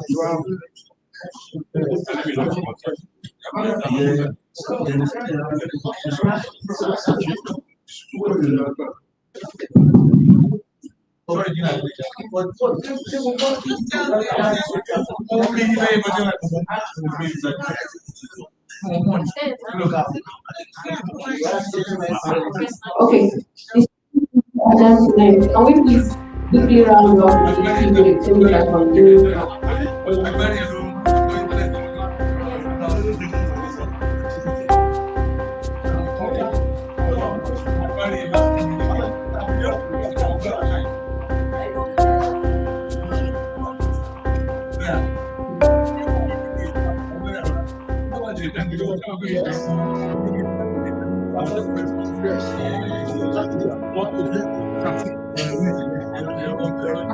The Bacillus thuringiensis gene, also known as the beta gene, is a naturally occurring bacterium that produces a protein toxic to certain types of insects. The gene inside the bacterium responsible for producing the beta gene toxin can be transferred to crops, thereby making them resistant to corresponding insects. BT gene is a gene that enables an organism to protect itself against some group of insects. They are called lepidopteran insects. These are chewing insects, and is restricted to only those ones. So any plant that has this gene in it will be able to protect itself against this invasion of these insects. In Nigeria, the Bt gene has been used as a solution to problems of cowpea farming and that of cotton as well. For cowpea, the Bt gene has been utilized for the crop's resistance to the Maruca insect, also known as a pot borer, which preys upon the cowpea plant. And in cotton, the Bt gene gives resistance to the crop against the pink bollworm. You know, in every society, modification is the best. And when you modify your crops in terms of agriculture, it means that you are aiming for certain qualities and certain benefits. Part of it, when you modify it, is getting high yield, circumventing diseases that are affecting the crops, circumventing the insects that are devastating the crops. So all these have been the focus when we modify the cowpea and when we modify the cotton.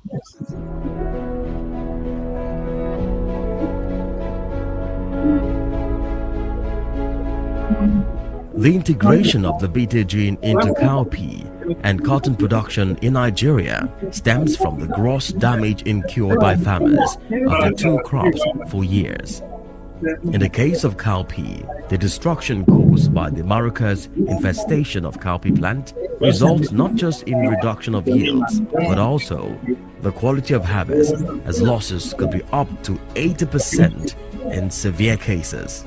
For cotton, on the other hand, the infestation of the pink bollworm on cotton plantations has made farmers lose tons of harvest, making farming the commodity a nightmare for many. The use of conventional insecticides to control these pests are not only expensive, but the availability is limited. Farmers also lack proper skills in their usage, thereby posing safety challenges.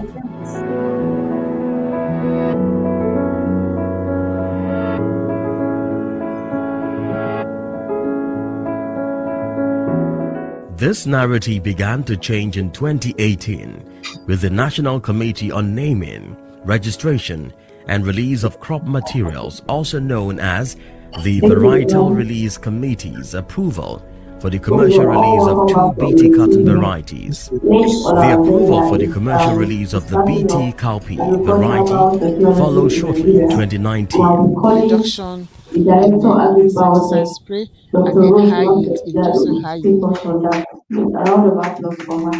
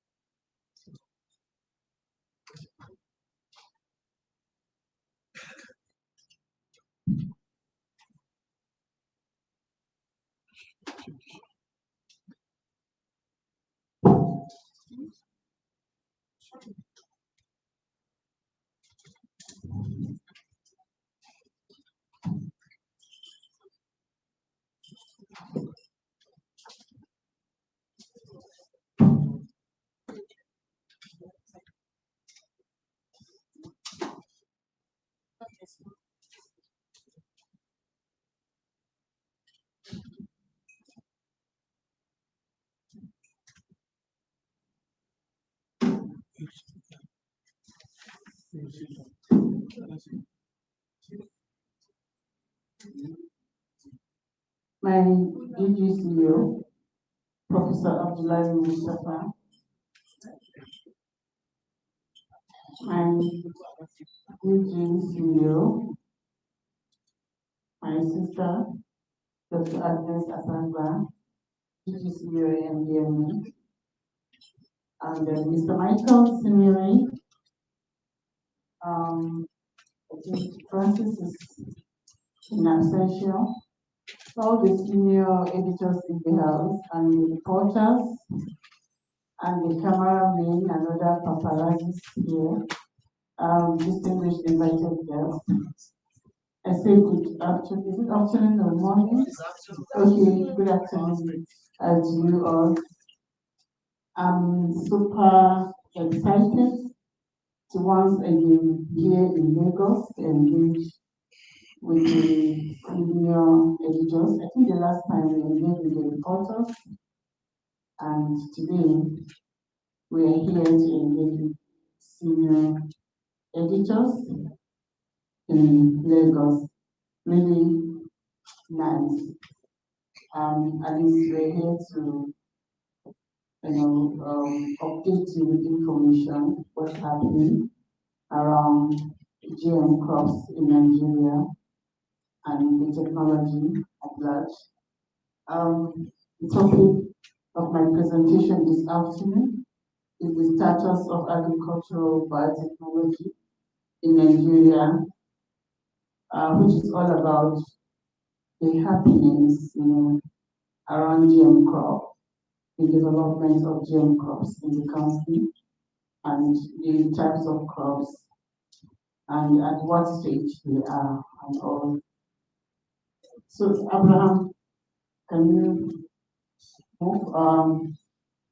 This is the content of the presentations. We have the background, introductions, advices, the trends, the status, the conclusion, and thank you. So let me give you a little background before I go to the main agenda. So Nigeria is Africa's largest economy and a major oil producer with a current population of over 212 million, and they rely on imports, of course, to meet food and agricultural products, mostly wheat, rice, poultry, fish, food services. We are consumer oriented, worth about 10 billion naira annually. That's to tell you that we spend a lot of money on imports. So while Europe, Asia, the United States of America, South America, South Africa are major sources for agri imports. Next slide, please. And so the agri sector is not Abraham, there's something missing. No. Can you go back? Can you take off the logo? The agri sector, hardly accounts for, it's not hardly accounted for around 23%. There's something missing.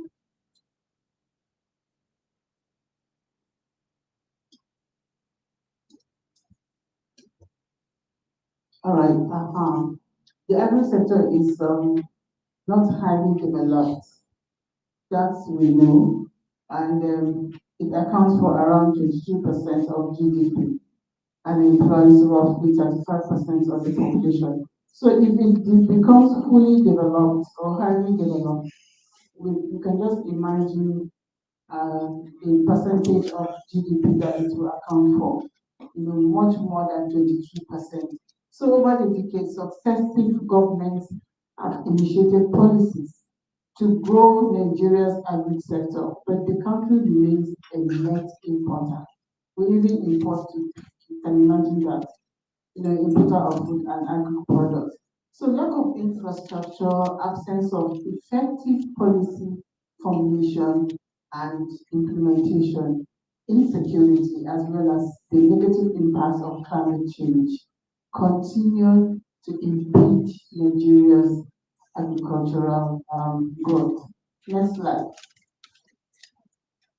And so we are now introduction. So agriculture in Nigeria is highly vulnerable to climate change and associated occurrences of higher temperatures, prolonged droughts, floods, and other conditions, thereby affecting crop yields across the country, particularly the northern states of the country.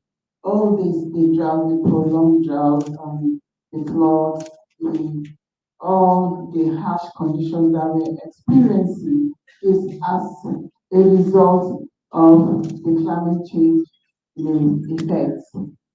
Because when you talk about climate change and global warming, it's all about high concentration of carbon dioxide, carbon monoxide, methane gases, the accumulation of those gases in the atmosphere, brings rise in temperatures and depletion of ozone layer, and that's why we experience all this.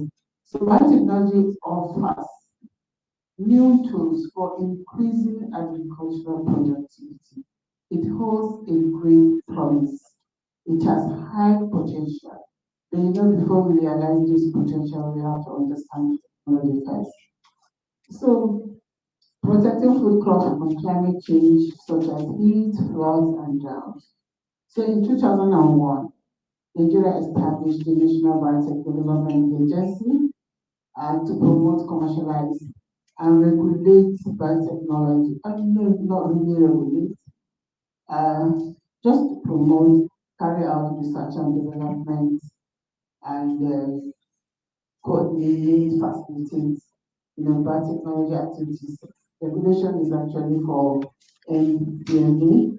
I think this is a mistake, and this started in 2001 when the Executive Council, Federal Executive Council, actually approved biotechnology policy, which led to the establishment of the agency.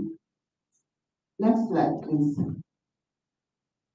In order to use biotech to actually improve agri health, environment, and all. So the country also signed the Cartagena Protocol. They signed the Biosafety Bill into law, establishing National Biosafety Management Agency, which assumes biotech regulatory authority from NAFDA in 2020. NDMA is Nigeria's focal point and national authority on biosafety, providing oversight for the use of biotechnology and regulating the commercialization of biotech products. I think the DJ had already told you that, talked about that. So currently, the government is advancing agri-biotech as a tool to achieve food security in the country. So Nigeria officially approved its first biotech crop, that's BT cotton, for commercialization in 2018. And the next, Nigeria approved the commercial release of pot resistant beans, in January 2019. A lot of things actually happened before we had the biosafety agency in place. And it's actually meant to regulate and then ensure safety of agri-biotech products. Because of the misinformation, disinformation, and rumor mongering around the biotech products. Most people are not comfortable of the safety of these products, especially the environmentalists. We have the anti-GM group, and so that's why the NDMA was actually brought in. So we had to draft the bill and then take the bill to National Assembly. They passed, Mr. President signed, the agency came in to be, and it's only the agency that has that authority to regulate biotechnology, especially the agricultural biotechnology. Their main mandate is in the area of agriculture, because of the misconceptions around the safety of the agriculture products. That's the food, the food crops especially, so that there will be confidence. People will impose confidence in the use of the technology to improve crop yields, of course. Next slide, please. So, and since the assumption, of office of the NDMA, activities started happening, commercialization started happening, and now we have moved forward. And in Africa, we are almost lead So in December 2020, Nigeria became the first African country. So now we are on the global map. Nigeria became the first African country to issue gene editing guidelines. And the gene editing is the same thing, but then the difference is that it's less cumbersome to use gene editing than to use genetic modification. Genetic modification takes longer time. It can take like 13 years because of the regulatory processes. You can actually achieve genetic modification maybe in 1-2 years or so. But those regulatory processes makes the technology take longer time to actually come up with the same animals. But gene editing is a different one, it's less cumbersome, and you are not bringing a gene outside the commodity, that you are going to actually improve. You just open up the genome system, work within the genome system, identify the gene that is making your crop susceptible to certain diseases, and then you can knock it out. You can delete that gene, just like carrying out operation on man. If you have a long body, doctors go into your body, take it off, and that's it. So it's the same thing with gene editing. So gene editing is actually a simpler, it's easier to deal with, and you don't have to actually go through those regulatory hurdles that genetic modification products do. So Nigeria continues to deliver notable achievements in biotechnology research and development, powered by strong support of the government of Nigeria. We've already adopted genetically modified products in Nigeria. Next slide, please. So on October 8, 2020, the NDMA approved cultivation of Tela maize.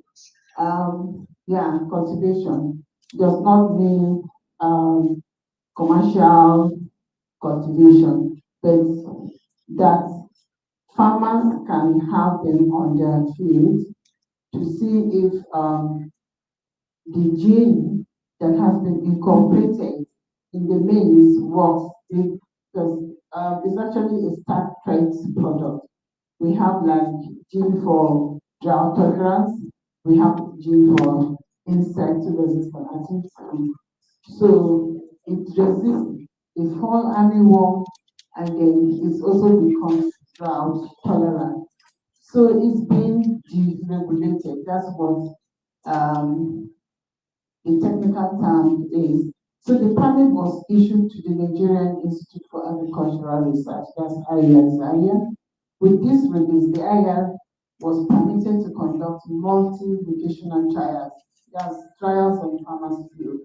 Farmers have to try to see if the gene works and if they like it at the end of the harvest, if the yield is more than their own, because the farmer is a practical person, and they have to see that it is working. Then the commercial, the Nigerian varietal release would now consider it, and then based on what the farmers, based on the evaluation by the farmers, then the commercial release variety will release.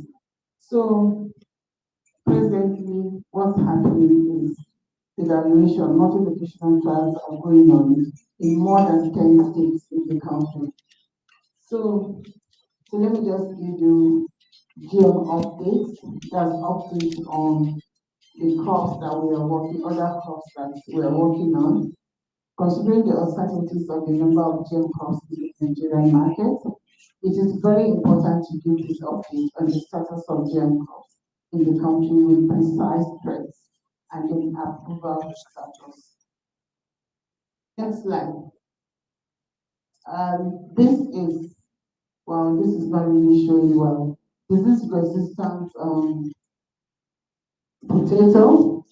It resists bacterial blight, and the confinement field trials are going on. And the confinement field trial is by National Root Crops. research institutes, Omudiki, but it's being done in Jos. They have a station in Jos. And so I think last week there was an engagement with farmers. We started introducing farmers to know that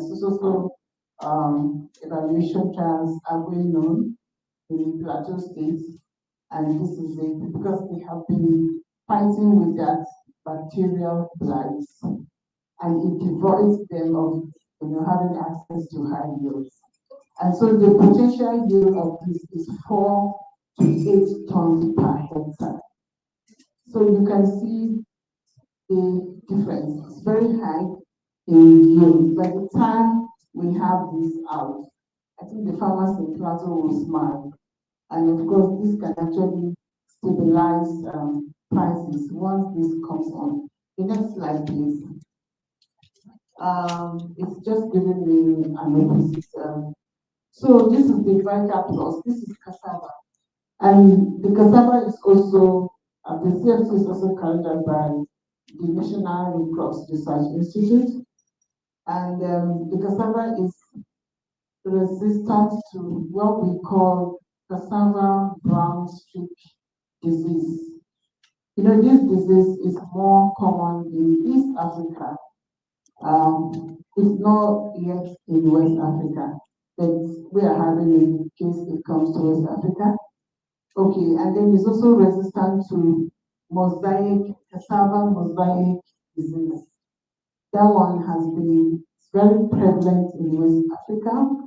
And then it is as well nutritionally enhanced with iron and zinc. And the yield advantage is 80%. So we're also looking for maybe in a year or two to have this on farmers fields. It's doing very well. So it's doing a lot. It will cause a lot of malnutrition. We know the importance of iron, of course, for blood, especially for children between the ages of 1 to 4. It will help them a great deal because most of the diets, is cassava based, just carbohydrate based. So cassava is more of starch. There's no little protein if there is at all, and the micronutrients are not there. So if you biofortify, so anybody that has access to this particular cassava stem, you already have everything you need. You have iron, you have zinc, and we know the importance of zinc. Zinc, takes place, I think, in about 200 reactions in the body. So it's really very, very essential. It builds the immune system. If you have zinc, of course, you'll be immune to COVID-19. Next slide, please. This is herbicide tolerant soybeans. This confinement field trial is ongoing at National Biotechnology Development Agency. We are making crosses with the varieties that we got from the Michigan State University. We're crossing the herbicide tolerant gene into our local varieties, our Nigerian commercial varieties of soybean, so that we can have a Nigerian variety that has herbicide tolerant gene in it. And that will mean a lot because farmers have been engaged in drudgery. When you're cultivating this, there's a lot of drudgery. There's weed invasiveness, of course. If you plant herbicides and if you plant soybeans, a lot of weeds come up. And so if you have a variety that is tolerant to weed invasiveness, I think it will be really great. You spray it with glyphosate, of course, those varieties will not die, and your weeds will go off. They stand erect. And so this will really increase our yield. The potential yield is 2.5 tons to 3 tons per hectare. while the local varieties will give you maybe 1 or 1.5. So there's a lot of in this. Once you have yield, there's money in it, there's profit. Next slide, please.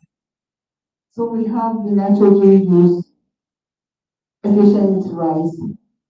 This is by the National Civil Research Institute. It has a yield increase of 20%. If I say nitrogen use efficiency, and use just little fertilizer. If you were using 1 bag per cultivation, you could just use half a bag. It will be enough actually to nourish the rice. And this is also a big, and then with the increments in the yield, it's going to be fine. Next slide, please. Then we have the tender maize. I think I've told you about the tender maize. It's by area, real advantage of 17%. That's 7.6 tons per hectare. While the varieties that we have, the local varieties, will give you 6.5 tons per hectare. It's a hybrid product, and so it's hybrid. So the yield is there. Then it will be drought tolerant, and then it's fall armyworm and stem borer worm resistant. Next slide, please. We have, this is the pot borer cowpea. It's being commercialized. Of course, farmers already have this. So there's no, we've gone far ahead of carrying out confinement trials. Commercialization is going on. Farmers are all over the country.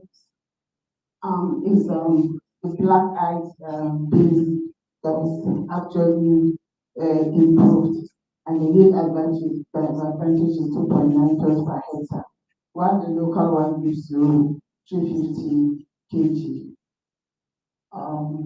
This is the picture you're seeing on the right. That's the cowpea fields. You can see the productivity very high. They grow direct. They don't, they are not climbers. Next slide, please. And this is our company. It's a white gold. That is what it is called. And the trait, of course, is pink bollworm is resistance. It is resistant to what we call pink bollworm. Pink bollworm, when you plant cotton, destroys cotton layouts, and you have to crop that in space for you to come up with yield. But with this now, with the resistant variety, of course, you will have 4.1 to 4 tons per hectare. So you can see how white the background is. It's a white gold. It's used for many purposes. And the seeds are also used to produce oil. Everything about it is, and it is useful. Our comatose textile industries, of course, we can use this to bring them back, because it's actually lack of quality raw materials that make them to collapse. Our jewelries and all. So with this now in the country, of course, we'll be able to diversify our economy. And so I think I've come to the conclusion of this. We have many others. We also have the cassava that has been improved for longer shelf life, so that farmer, that's by IITA, is not in this presentation. And there's another variety of cassava for increments in size. One is for elevation, shelf life elongation, so that the farmer can harvest and maybe keep it for almost 1 month. If they're not able to transport on time, there will be no deterioration, because farmers lose a lot. Cassava is highly perishable because of its water content and most tubers.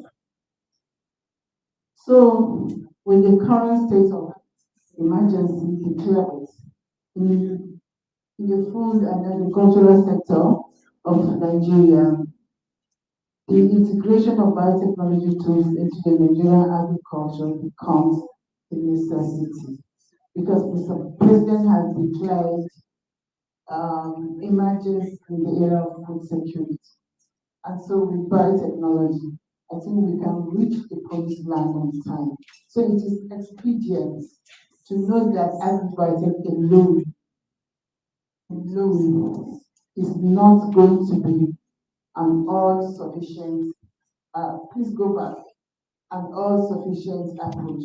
But for sure, it will definitely revolutionize national food production in the country and in Africa at large. So no trace of ill health or safety concerns have been traced to the already two commercialized biotech crops that we have, BT cotton and BT cowpea market. For sure, Nigeria is on our way to achieving zero hunger so that no child goes to bed hungry. And if Nigeria sneezes, the whole Africa catches cold. So if Nigeria gets it right, the whole Africa gets it right. So we must just be on our feet. We have to lead the way. We have to lead Africa in this endeavor. Already in the biosafety aspects, Nigeria is leading in the area of ensuring safety. The NDMA is leading in Africa, and many countries have been coming to learn from us. How did we make it? What is it that we have that other countries in Africa are not having? They are coming to learn from us, and I think we have to keep the pace. So, on this note, I think I end my presentation. I thank you for your attention, and I hope that the stories we'll get from Lagos will lift us higher. So we have to put an end to those misinformation. We count on your support always. Thank you.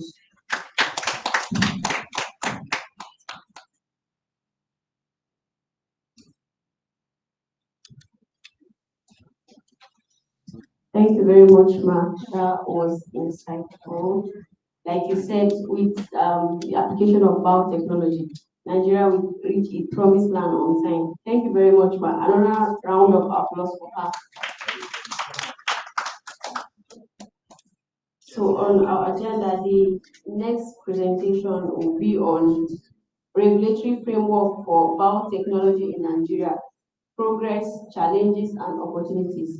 And it is my privilege to welcome to the podium Dr. Agnes Yemisi Asagra, the DG CEO, National Biosafety Management Agency. A round of applause for her.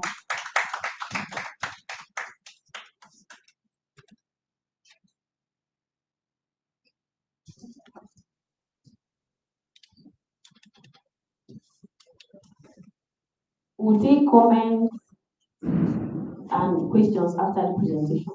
Thank you.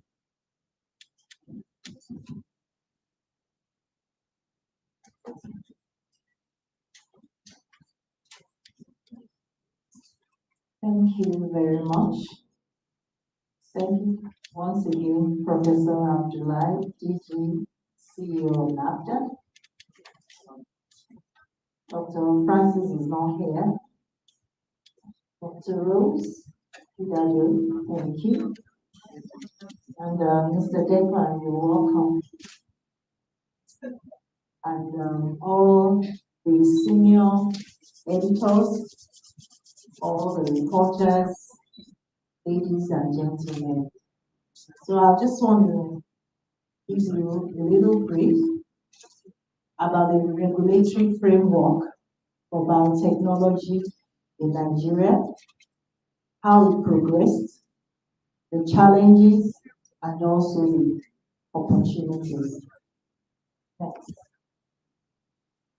So this will be the outline of my presentation, the introduction, the principles and elements of a functional regulatory system, a brief overview of NBMA, National Biosafety Management Agency, the key provisions of the Act as amended, the implementation of the Act, and then biosafety approval process conclusion. You would have heard, as we've been saying all morning, about the benefits of modern biotechnology. But as in everything in life, there are opportunities. With these opportunities, there could be one thing or the other to take care of. Even as a child, you're growing up, you're always cautioned, there's so much opportunities, but then if one is not careful, we mix it up. And that is why we say that the rapid progress of modern biotechnology has given us new rise of regulation, because as it was before, it's not as it is now. So there's always one thing happening. And presently, we talk GMO. Now we're talking about gene editing. We're talking about gene drives. We're talking about synthetic biology. So many things are popping up. And therefore, as a regulatory body that is concerned about human health, that is concerned about the animal health, plant life, and also the environment, these things have to change. Then the application of modern biotechnology under the legal framework can therefore be a valuable tool for addressing several global and national concerns, challenges in the areas of human health, agriculture, environment, and industry. So what are the principles of regulation? What are the components? How do you assess and know whether a regulation is of standard? It has to be protective. It has to be implementable. It has to be informed. That is, you need to know about the science evidence. And that is why a lot of times when you have these antis, there's dossier of scientific experience, of experimentation, of experiences. You see when Dr. Rose was speaking, when Dr. Francis was speaking, evidence, a lot of research has gone into this. It must be enabling and it must be enforceable. So those are what helps us to regulate.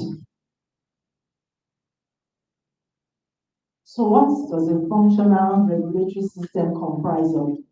It comprises of national policies and guidelines. It involves international convention, treaties, that is, we have the Cartagena Protocol, which is the basis of biosafety. Linkages with global and regional institutions, and then information sharing. That's what we are here to do today. If we do not share information, if we do not tell you what is actually happening, you will not know, or you will be like somebody. There's one MTN advert in those days. The person said, oh, let's say John has had a baby. The next thing somebody said, John is in the farm. And the next time the other person said, oh, Rebecca is in Kogi or whatever. So everything was just distorted. That is, sometimes, if you're not here today, somebody will tell you this is what was said. But because you are here today and you're taking time, you'll be able to be informed and be able to tell you how it really is. And then we also involve capacity strengthening. So what are the elements of a functional biosafety regulatory system? We have policy frameworks. In every system, if there are no policies, then you do not have guidelines, you do not have the way in which you want to carry it out. So this is of essence. And then the legal requirement goes without saying. Then the administrative procedures for launching, for processing, for storing, that is of great essence. We actually need to know how you went about everything. Then we evaluate your application, and then communication and consultation with stakeholders. We do not do it alone, because if NBAA says they are doing it alone, then the citizens should be afraid and know that then it cannot be, because in the multitude of counsel, in the multitude of experts coming together, discussing this, she might be very good in congen person, he might be good in the con sheet, you know, so each person, we will now call them when there's an application. What do you want? They will tell us, then we begin to check all the information that is brought to us, share it with the experts, and in so doing, we also do risk assessment. Find out, most of us, we got here, just sat down, didn't check is the seat of the chair, find out, will I fall, will I not? So, so for risk, you know, we take it step by step and do not take anything for granted, considering the fact that it deals with human, animal, plant, and the environment. So, others, process to arrive at sound decisions, the process to monitor for compliance with conditions of an authorization, capacity for compliance, and investigation to check for possible breaches of approval conditions. We do monitoring. We go to wherever it is that there is an experiment going on. We have go to NAFDA, we have the confined field trials, where our enforcement unit go there, check how everything is going. Is it going right? Is it not? Do you have challenges? How can you, you know? So all those things, and then we have the capacity to check and review. So this is the bedrock of biosafety. And I'll just like to go through it so that you know that it is not just us here, it's an international protocol when you are talking about biosafety.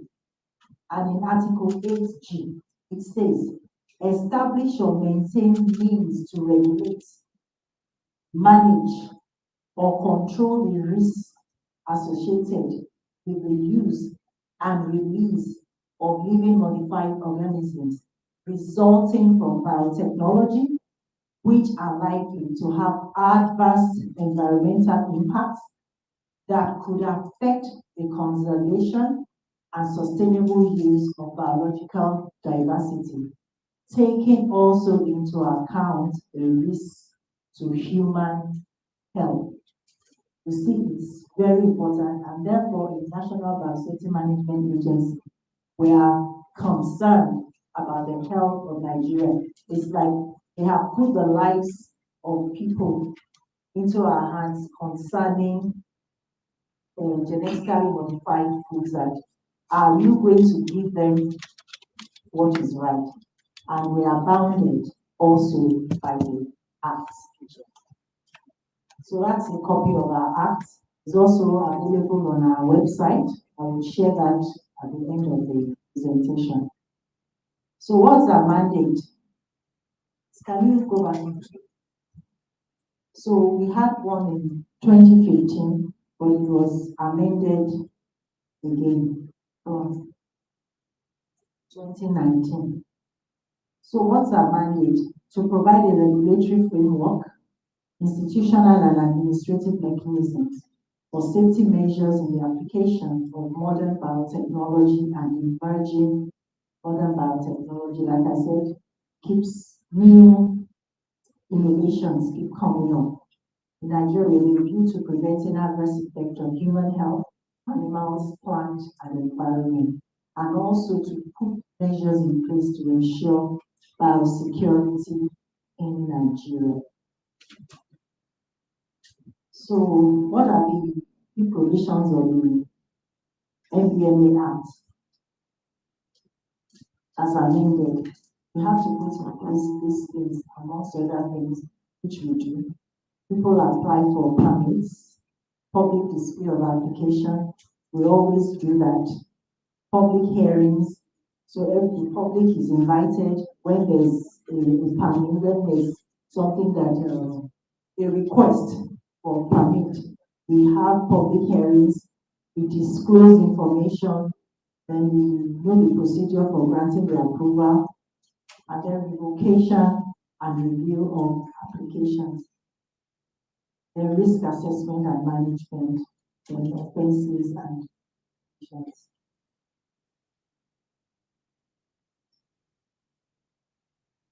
So the activities we have done so far, there has been accreditation of some institutions, certifications of confined facilities, and granted permits for commercial use like the BT cotton. Biosafety operational and implementing instruments, that is our regulations and guidelines, the vibrant and robust capacity building programs. We always do a lot of capacity programs, both for the staff and for our stakeholders, so that we can all be on the same page and we are able to share new innovations. How do we regulate them? How do we see how to go about making the populace safe? So we have public engagement, like the one NBMA and OFAB are organizing. Then we have developed effective communication channels. Sometimes we have media chats, sometimes we go to the radio and talk about what we do. Then we have a small genetic modification and analysis laboratory. So what are the instruments used?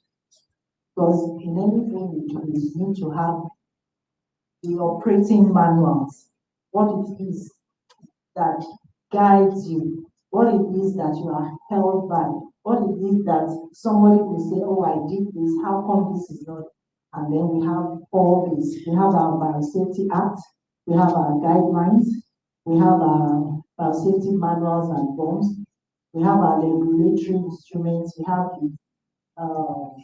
the national GM lab I talked about. And then we have the National Biosafety Committee and National Biosafety Technical stakeholders. We all come together, like I said earlier. So those are some of our regulatory instruments.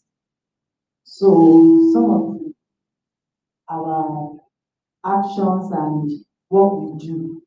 We have the Biosafety Containment Facilities Guideline. That's what I would, how when you have some institutions that are practicing biotechnology, there are rules and regulations on how to do those things.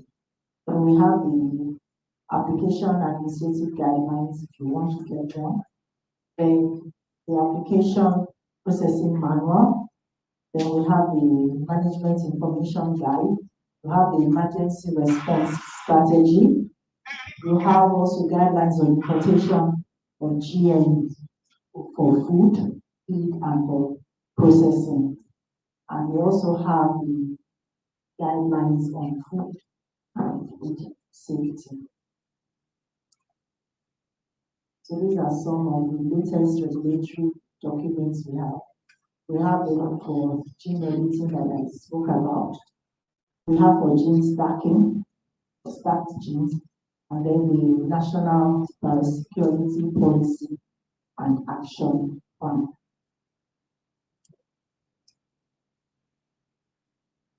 So currently, we are trying to get some draft guidelines on genetically modified fish, genetically modified trees, genetically modified mosquitoes, genetically modified animals. And also we're working on synthetic biology. This is what the researchers are doing. So we need to see, are they doing it right? The mosquito, it's just the mosquito that. That is, yeah, we are still working on that. It's not completed. So this was a public presentation of the National Biosafety Guidelines for the former DG and so. And you can see Dr. Rose there. So you can see Professor Abdullah there. Can you see yourself, sir? So this was on biosafety and biotechnology sensitization workshop for North Central farmers. So you can see that our relationship dates right back and it's been effective, it's been working well, and greater strides will also achieve. Yes, then we have some stakeholders. We have the National Quarantine Service. We work a lot with them. Recently, there was a permit, the renewal of the permit. So when the permit holders now wanted to just start bringing in things, they have to contact them. Is it true that you gave them permit? Is it okay for us to allow them? So we work together for the good of the country. And then the Kano State government also came on for gene identification. Like I said earlier, we do a lot of capacity building, and these are some of our staff who have been trained internationally to make sure that we are not just local champions. So these are some of when we had some training on different areas of safety during, I think, the part of the conference. These are some of the staff.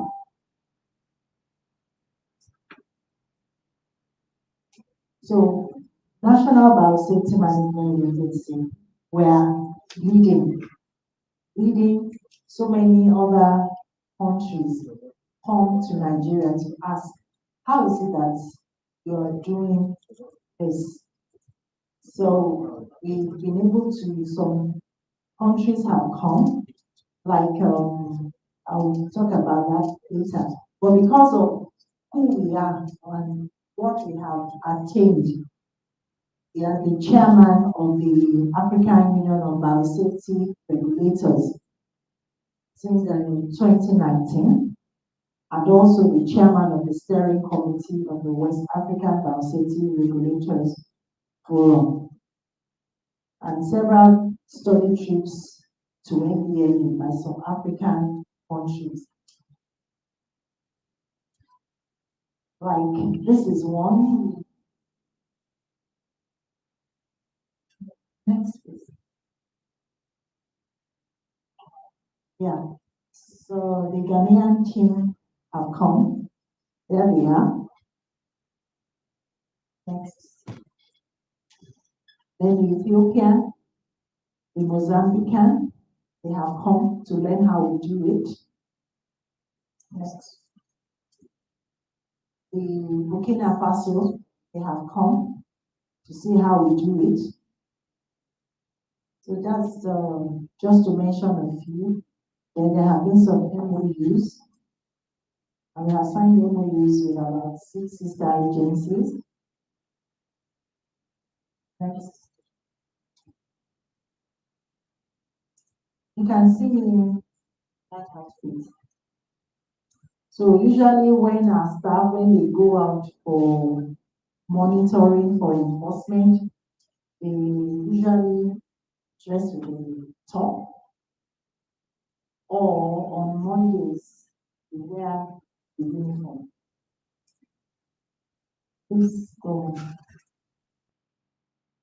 These are some visits to stakeholders, and that is the visit with SON. We believe that by the time we are able to have standards for GM, then probably there will be more confidence in Nigerians that yes, SON is moderating and we are having proper standards. So these are some other collaborators. And so the authorizations that we have done so far, 8 institutions have been accredited for modern biotechnology practice, IAR, National we have University of Kano, then we have NABDA, we have UMDK, NCRI, all these ones are some of the institutions that we have accredited. Then we have approved 14 GMOs for confined trials in Nigeria, approved 3 GM crops for commercial to general use, and granted permits for importation of 13 GM crops for food and food processing. In this aspect, we have been able to collaborate with the Nigerian Customs. There's a software that they have that we are into, so that when any crop, any grain is coming into the country, and usually there are some countries that are known for GM use. So once these grains come into the country, we are on the system, we can see, and we are alerted that grains are coming in from probably Argentina, and we know that definitely they are into GM. So we are able to go pick the crops and see that does it follow the procedures and what the dossier says, is it right? So we need to do those things. And then in a short progress, that is about 8 years now, we had a serious court case that we won when the antis were at it again. But it was concerning the insect-resistant BT cotton. We heard a lot about that. And they felt, okay, they had to stop NBNA from existence so that all these things will not come up. But we won the case. Next. So these are some of those meetings that we use to do and to make sure that can we give permits, or are these grains okay for importation? So you can see some of the staff there. They are going on periodic monitoring. And by the way of survey, NBNA monitors OGM for additional risks to health and the environment associated with authorized dealing, and any contraventions or permit conditions by permit holders.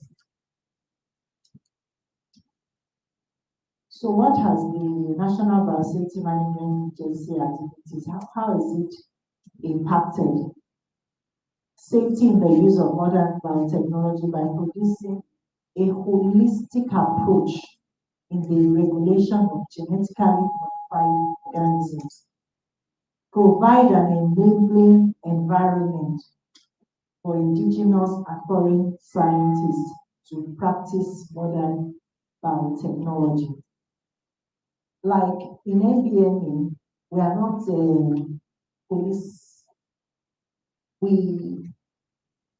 When we do our work, it's not just to enforce, we go a step further to impact, to make sure that can we suggest to you how you can make this thing better. Not that you see that the thing is not good and all of a sudden just snap. No, you are still in giving the opportunity. You have to let the people know what it is, where they are missing it, and they must make the necessary correction. And then you open new avenues for research institutes and the entire biotech industry to break new grounds that will enhance the various sectors of the economy. And it is a tool for addressing potential adverse impacts of modern biotechnology and GMOs on conservation and sustainable use of biodiversity. Very key.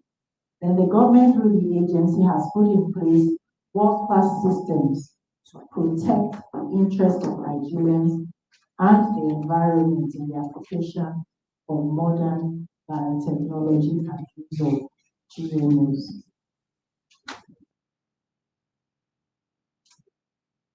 So what are some of our challenges? Inadequate funding, changing government policies, capacity strengthening costs, disinformation by the public, by activists, wrong media. I believe this will soon come out. The last one. Wrong media. Not here. I said it will start. I know we cannot do it all. Yes. So, my concluding remarks, Nigeria's biosafety regulatory system opens the door for the achievement of a wide range of crops with potentials for economic and national development. The National Biosafety Management Agency is well positioned to, amongst others, ensure safety in the use of modern biotechnology by providing a holistic approach in the regulation of genetically modified organisms, as well as to ensure biosecurity. So thank you very much. That's our website, and then for you to send details also. Thank you very much. Thank you very much, ma'am.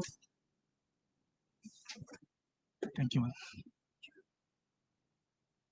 Next on the agenda is GMOs and the media. What editors need to know, and the editor-in-chief, Environ News, is taking this presentation. Let's welcome Mr. Michael Simiri for the presentation. A round of applause for him.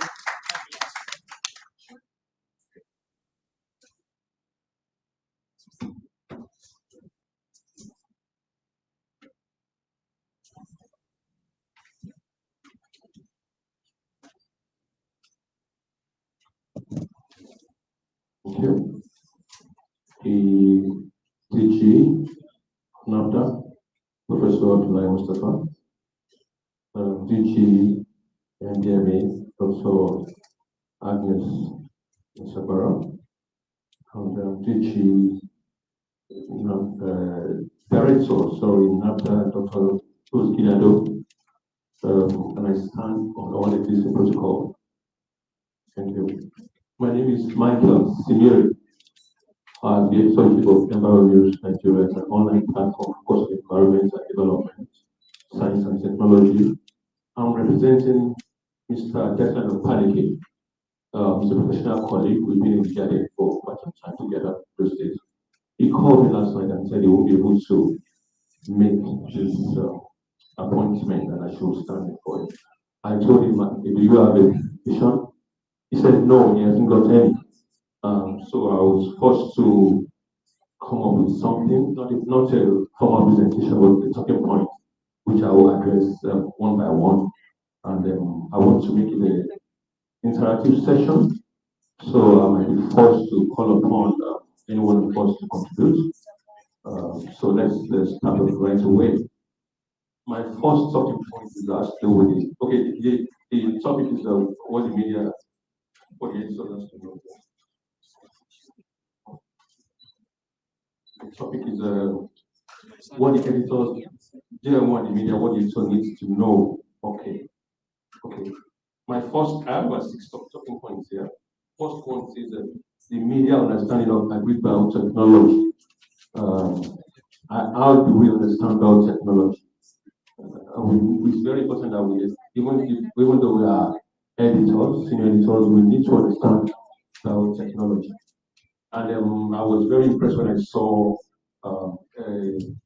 something among the booklet given us by OFA. We can go through, it talks about what is biotechnology, what is the origin of biotechnology, what is agri-biotechnology. Do farmers require special skills or training to biotechnology? It's very, very informative, and I advise us to go through because we need to have that basic knowledge if we are to edit stories by our reporters, as we are gatekeepers. That's very important. So my second talking point is how well has the media reported agri-biotechnology? There are three or four types of journalists. Journalism is in bits. The journalists that cover the agriculture bits, the reports biotechnology, the ones that cover the environment bits, and the ones that cover the science and technology bits, the reports biotechnology. And brings me to this issue. A lot of journalists have asked me this question. So many agencies here. NAFDA is domiciled in the Ministry of Science and Technology, while NBMA is domiciled in the Ministry of Environment. They've asked me that, why that demarcation? Why?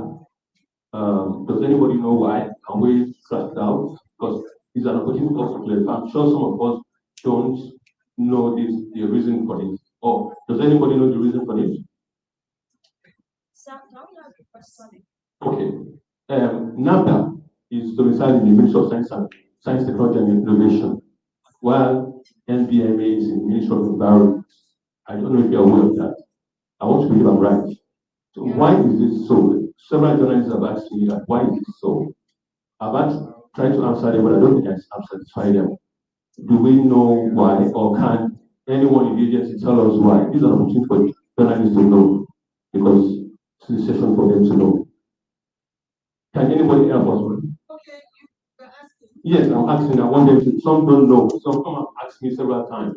I think this is an opportunity for them to know.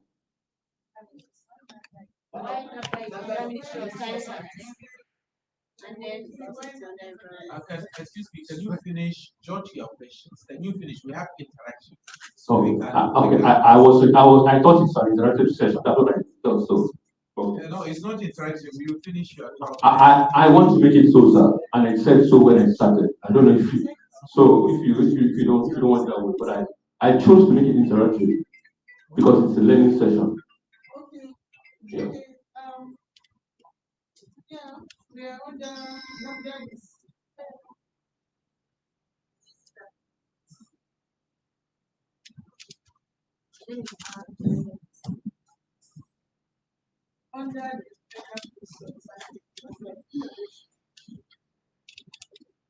the budget policy was actually developed by the Federal Ministry of Science, Technology and Innovation.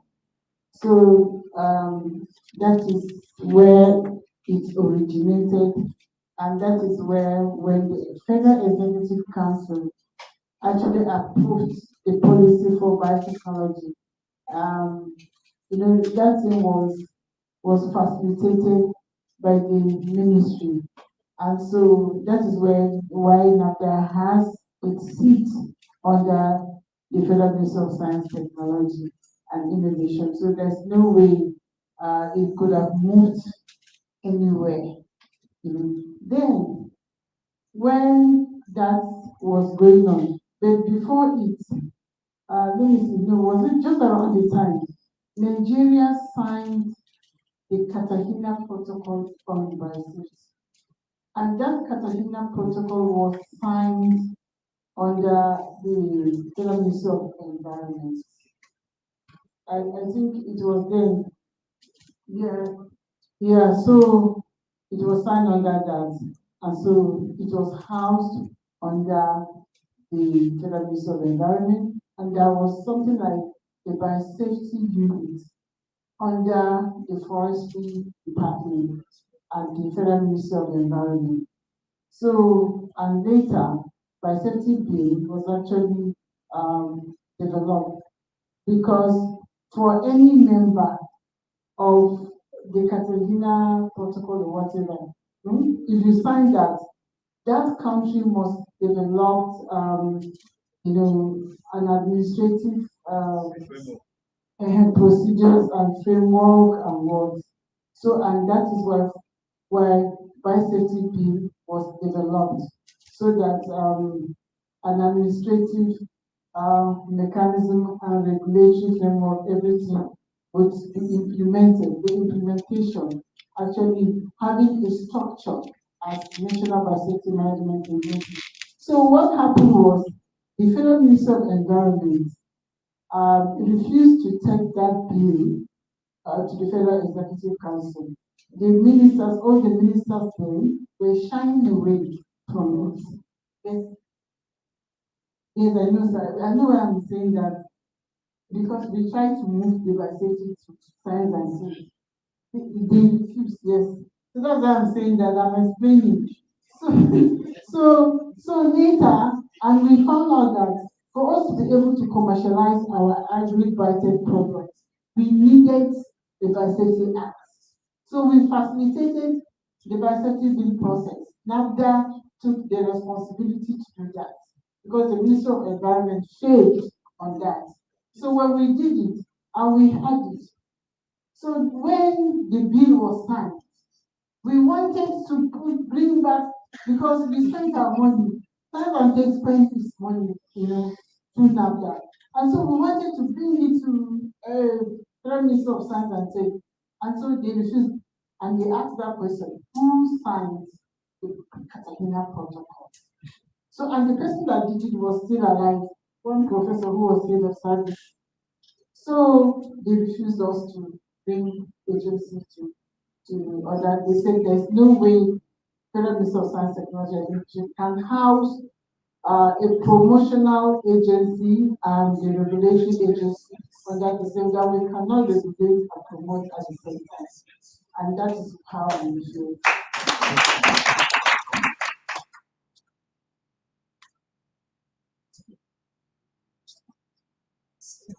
Thank you very much for the information. I'm doing that for the very first time. I'm sure my fellow editors are informed as well. So I'm still under my second talking point. How well are the media reported about technology? So as I said before, there are several bits. So I noticed that they are reported under all these bits. Most of these stories don't make the news stories, the news pages. They are usually inside the specialized pages. Am I right? The science pages, the agri pages, the environment pages, and that is not a very good news for us, because that shows that it's science, the news desk does not regard it as a very tough story, and it's not competing well with other business and politics stories. And we have to discuss how we can address that today. Then my third talking point is the reporting the controversies. That is where we talk about the misconceptions as stated by previous speakers. And some people have said that the media appears to have granted or used space advantage to non-scientists to dominate the conversation on agriculture. Non-scientists here, I think, are very referred to the anti-GMO groups, and they are very strong and very well organized. So do we think they have the upper hand? I think it's there for the editors to balance the story. I remember when I wrote a story some years ago. Okay, as a science journalist, I was trained as a science journalist, and the main point is that you should stick to the science. Stick to the science is that the story is you follow the scientific proof of the story and stick to it. I wrote one story some time ago. One expert approached me. He didn't seem to be very happy. He said, why should I express the other view? I was writing as an editor, but I published it on my own environment. I said, do I need to balance the story? He said, no, you don't balance science stories. You stick to the science and write only one angle. Well, that may be true for the reporter, but when it comes to the editor, you have a lot of journalism has to come in. You have to balance the story in the newsroom. You have to, you have to look at both sides of the story, and especially the mainstream. So you could do that in specialized science, maybe in-house publications. When it comes to mainstream media, you need to balance the stories. What if it was a situation of the story was shifted towards the angle of the anti-GMO group? You won't be happy about that. But you need to balance. But this person doesn't want anything concerning their motivation. Which I said, no, I'm sorry. We have to balance the stories. We have to express. We have to see the views of others. You know. So I go to my fourth talking point. Why editors should be a key part of the GM controversy debate. And another part of this point is that reasons editors should make agriculture front page and lead story choice. You know, so editors are very important because they're the gatekeepers. They can choose a story written by the reporter. They can kill a story written by the reporter. They can upgrade it. So how can we make about tech stories to be front page stories? That means stories that can compete favorably with economic stories, politics stories. I think one of the main ways to go about it is to see biotech stories, not just as biotech stories, not just as agri stories, not just as environment stories. A biotech story can be a good business story. If we look at the business implication to the economy, can be a good health story. And it doesn't even have to happen only when there's an assignment. You can initiate an idea. You know, you can come up with a story idea, even to the agencies and to your editors, and how you can go about it. You can seek for funding from your bosses and tell them what you intend to achieve from the stories. And also use to employ the agencies as well to carry along the journalists when they are doing the story. At times you can take them along during your tour, inspection tours and all that. So take them along, not just sending press releases or during press conferences. That's it. When they're doing facility tour, field visits, you can take journalists along and let them be part of the situation. They understand what they're doing and they come up with story ideas that will really be they'll make very good stories and very good. And in the process, the misconceptions are been addressed. My fifth talking point, drawing the line, how editors can balance the two sides. So how can we balance the two sides? As I said earlier, a scientist told me that you don't balance science stories. It is straight according to the science and you should write it that way. But I'm afraid when it comes to the newsroom, comes to the editor will want to balance. That's his job. He wants to balance the story. So I believe from the editorial side, we need to balance, but we need to do it objectively. In these days, of course, there's no ideas. We have journalists that are tilted towards the pro-GMOs, some are tilted towards anti-GMOs. So that means that some stories may be tilted to one angle. It's there for the editor to be objective, before the story is published. Make sure that the story is not biased towards one angle. It might be, if it's biased one angle, it might turn out to be a disconcerting story, saying the wrong things about GMO. The GMO has no challenges, but that's a lot of opportunities and benefits to the country and to humanity at large. So the editor has a major role to play in balancing up things here and picking out the extra aspects that may not favor the right points being made. Okay, my sixth and last talking point has to do with editorial mentoring. How do we build agricultural technology in newsrooms? We need to mentor not just the journalists, even the science, the editors. and it's a continuous thing. And I want to implore the NAFDA NBMA offer to be a part of this. I know that we're doing some visits to the newspaper houses. That is commendable. We're able to. I think they should do much more than that. They can initiate some fellowship ideas for journalists. To write stories, exclusive stories. They can come up with some competition for stories, the best stories to win this and that. I know they've been doing that a lot as well. And they're visible going international. I'm aware of the progress of that. So it should be a continuous thing, continuously, and something like this too should be continuous. Not just the journalists, not the reporters, but the editors too should be continuously, engaged, so that as the industry evolves, it evolves continuously. As the last speaker told us, the new things are coming up.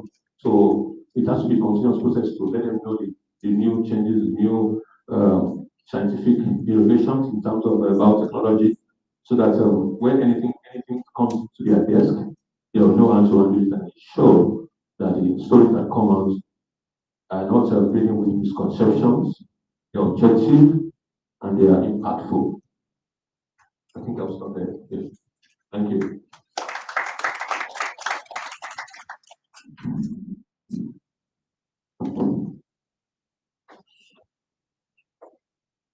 Thank you very much, Mr. Michael. I think at this junction we have come to the question and answer session. So, Christian? Yeah,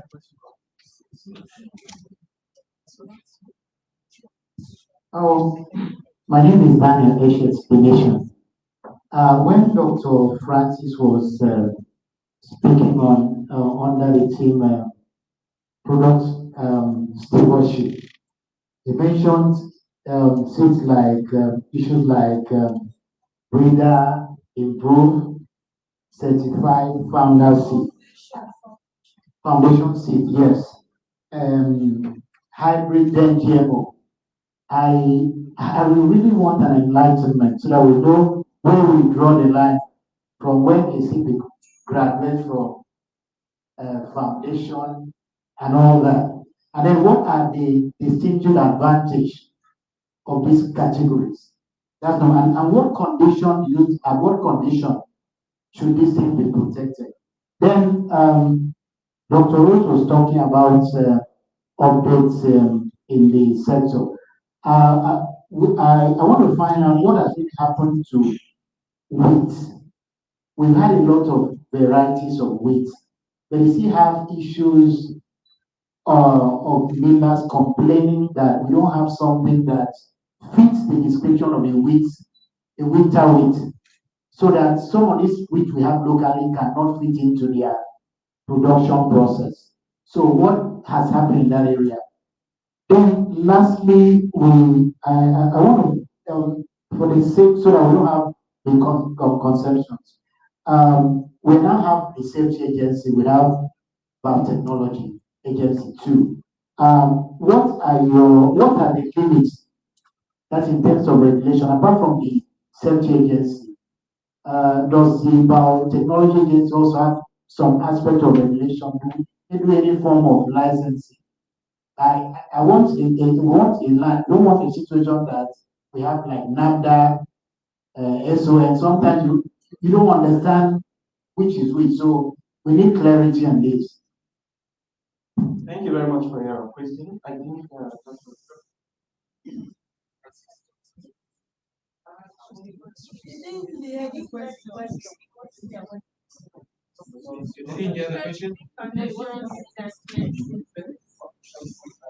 How the thing graduates and then GMO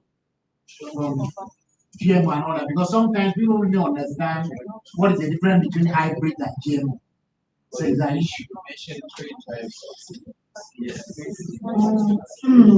Different type of seeds. So that's what it's okay. If you have a booklet, you don't mind also can have it take Okay, take home on that. Okay. So you can look at it for me. Okay. You know, the seeds, let me just say was something that fancy.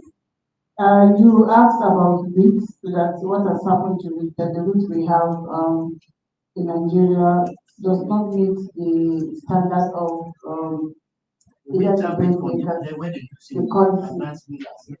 Okay, the advanced millers. I don't know what has happened, but you know that most of our crops, that we have, not just wheat, their productivity is far below and the quality as well. But we know that wheat is used for so many things, bread, work, spaghetti, and every miller or every industry has its own standards, its own quality, the quality of flour that they expect from a wheat. Like the biscuits, they have different standards, bread making, different standards. The dough of that flour must rise. We have what we call gluten, gluten, and gluten is a form of glycine and glutenin. These are like technical terms. Yeah, those two must be there to form gluten, and it's the gluten that's responsible for the rise in dough. And that's why you can't make bread with cassava flour, because it does not rise. Cassava does not have those components that wheat flour has. And so most of the grain, the wheat grain that we have, or the wheat seeds, because they have not been improved. I know wheat is a tropical district, but the ones we have in the country, I don't know if it's the soil type or whatever, and maybe they need to be improved to push to have those qualities that the foreign wheat has. And that's the complaint of the flour mills most times. Which they can't give you the kind of more that a foreign wheat will give you. And so it's actually necessary for those of us that are in the biotechnology sector to begin to look at our local wheats and actually raise up their standards and maybe improve on them to be qualitative and to give more yield. But this one is not about the yield, but about the quality itself. So we can actually, is one of the things that the agencies is looking at. That will be our next target, to improve it, to be of high standard, high quality, so that our flour mills will not be importing flour and spend a lot of money. I think you've understood. So we haven't worked on it yet. We are considering it very soon. We'll go into that area. But for now, we're looking at beans, rice.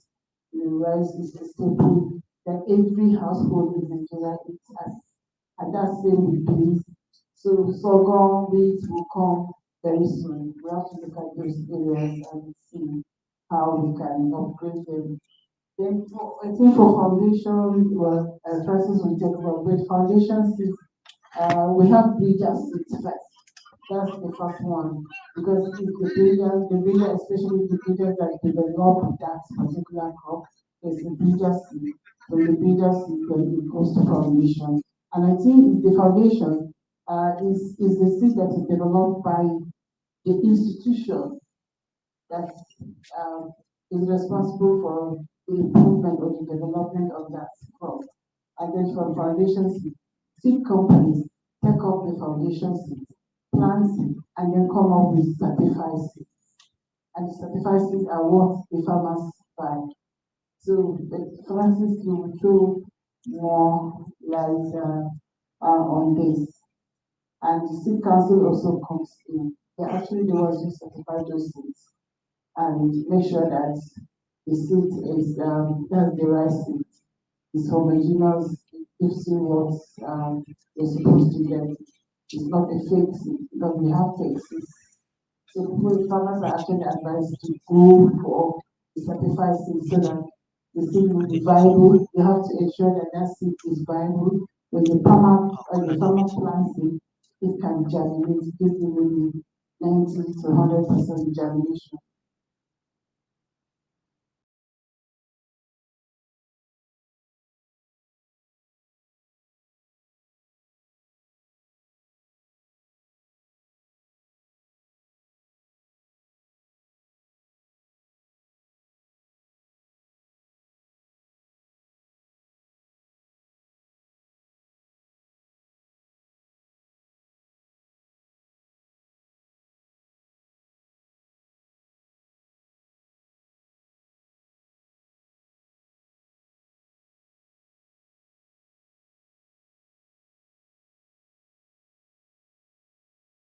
Certified seeds. But beginning with certified seeds, these are commercial seeds in the hands of farmers, that is placed in the hands of farmers. And let us also bear in mind, in Nigeria and many parts of Africa, most people think that anything you can put in the soil and it germinates is seed. For me, I'm a Christian, and I haven't read that part of the Quran, but those who are Muslims here can explain further. Bible identifies the difference between food, grain, and seed. Somewhere in Isaiah, I don't remember the exact place. Even looking back for my grandmother, I remember when I was a child, after harvest, she did some selection and separated some that has some very good characteristics and called them seeds. And we will not eat those corn or whatever. So, which means even at her level, she understood there's a difference between seed for replanting and grain for eating. But unfortunately, in our generation, people who are supposed to know more still think that you can plant your bread and eat your seed. That concept might be a reason why Nigeria is still where we are. So it's important for us to begin to know that difference. Now, when you come to seeds, there are these classes.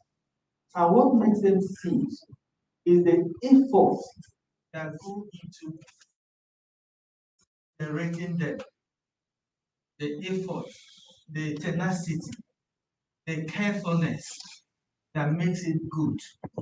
Now, if you take a grain and plant, the germination might be low, moisture due to moisture content, due to some viral, due to some old, different kinds of things that might be in there. But certified seed has gone through series of certification. Nigeria has a law established by an act, the Act of National Agricultural State Council. This agency is basically established for this purpose, to make sure that everything called seed in the hands of farmers is, viable, has 100% viability, as near 100% viability, good moisture content, free from pathogens and different kinds of adventitious presence. So when that seed has gone through that process, to the point that it can go to farmers, it is called certified seed for commercial purposes, for cultivation by farmers. But before it gets to that stage, you remember a scientist called a breeder product. In Nigeria, that particular variety not existing. For instance, we are talking about this Sampi. Sampi means it's coming from Samaru, and it belongs Samaru is IAR. That's where they are located. So every product coming from them comes with that name Samaru, and then Pea, if it is maize, it will be something else because cowpea or beans is in the class of pea, Samaru pea. 1, 2, 3, up to 20 has been registered. Now, the breeder who bred it, making it a different variety, puts a lot of carefulness. And for that breeder seed, they are usually few in number. That is when they have gone through all the processes, and then we can see, wow, this is a new variety having different characteristics, passing a test of distinctiveness. That is, it's distinct from other varieties that exist. And it is uniform. The seeds coming from there are uniform in size, in the morphology, and then it is stable because over time it remains the same. Now, those seeds will be very few, but they will be like near 100% genetic purity. And for the case of a traded product that has a trait, like the PBR cowpea, the trait purity should also be near 100%. And we pegged it at 95.5%. Anything less than 95.5% cannot be breeder seed. You have that experience, and that's why you have a shortfall. Last year when some seeds, produced that were supposed to be breeder seed going for foundation seed fell below 95.5%. And the seed council picked it up. And what we do, we say, no, it cannot go for foundation seed. So we downgraded it to certified. So that's why we lost a lot of, because that carefulness is very important. So that classification is in terms of basically the genetic purity. Genetic purity is more like, I don't know how to define it, but like true to type. True to type, almost close to 100% true to type. So it is few, it is, packaged. Sometimes it is produced in the greenhouse because there shouldn't be any form of contamination.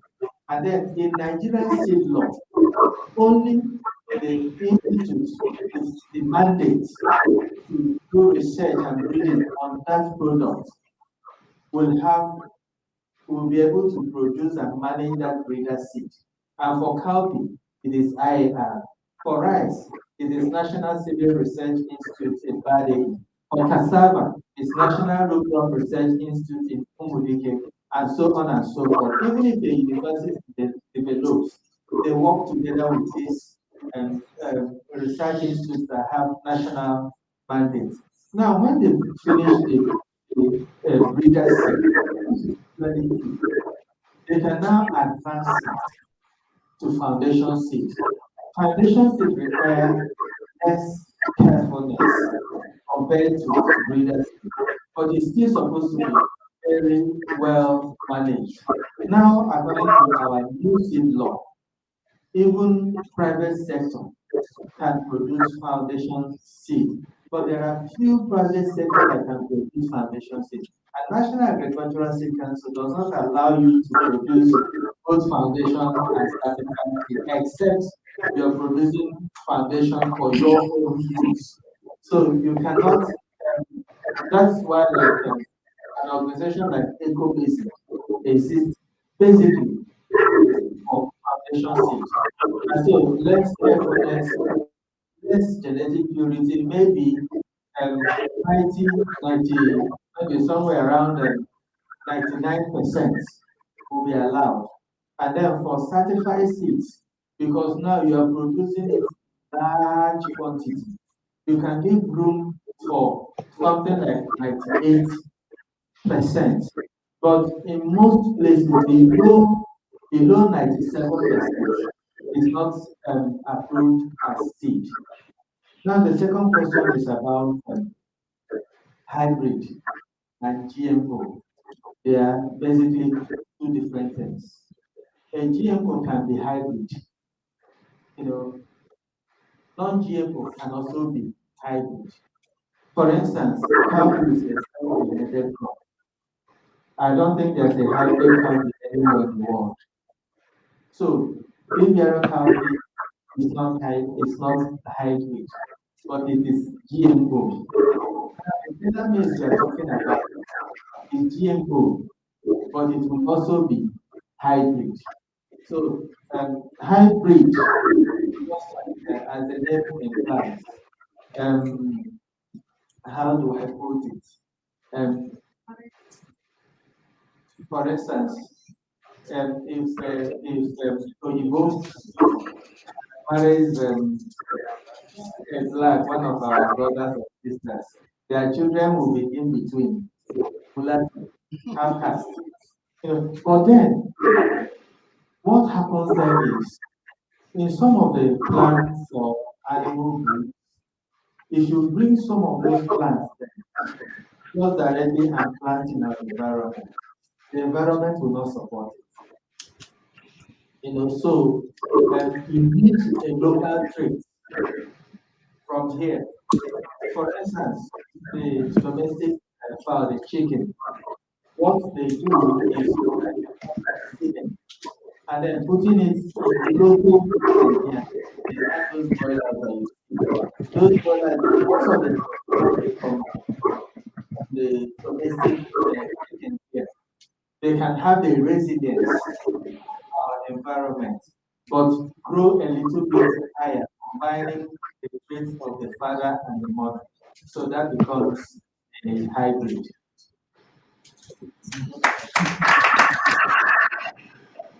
You asked something about that. There was a question about that. Yes. I said regulatory function because I don't want it because the explanation right now is talk about regulation. What I'm saying is, does it mean the biotechnology agency don't have any regulatory things? No, we just don't. promotion. Because we cannot regulate ourselves. Yeah, we can't regulate ourselves. So we are promotional, carry out research and development and work. We develop, carry research and work. But the NDMA has to regulate our practice, the modern biotechnology practice, to ensure that whatever we do, first we do standards, and then to ensure also safety and all of that. So just a little bit to your question. There's something called internal regulation. And because if she comes to NAFDA and NAFDA is not operating to standard, she was saying that, oh, they don't like this. I think they do. They actually do. So that is why NAFDA has institutional biosafety committee that does internal regulation. Just like in an office where you have internal auditors, and then you can have external auditors who will come after the internal auditors have made sure that everything is well. So your question is that because they want to do some form of regulation, they regulate themselves internally, while this authority now does the external regulation and make sure that everything is moving well. Thank you very much, Mr. President. Take Mohammed Lawal, sorry. Sorry, other people can have questions. Yes, so let's take the online questions. Dr. Lawal? Yeah, Dr. Lawal, Yes, please, I'm there. Are you? Okay, Dr. Lawal, are you on? Yes, I'm on. Please unmute yourself. Unmute yourself and speak to us. You are muted. No, sir. Can you unmute yourself, sir? I can see you are muted. I'm done. I'm unmuted. Now speak to us. Can you hear me? Okay, some seconds. Easy. Ask put speaker.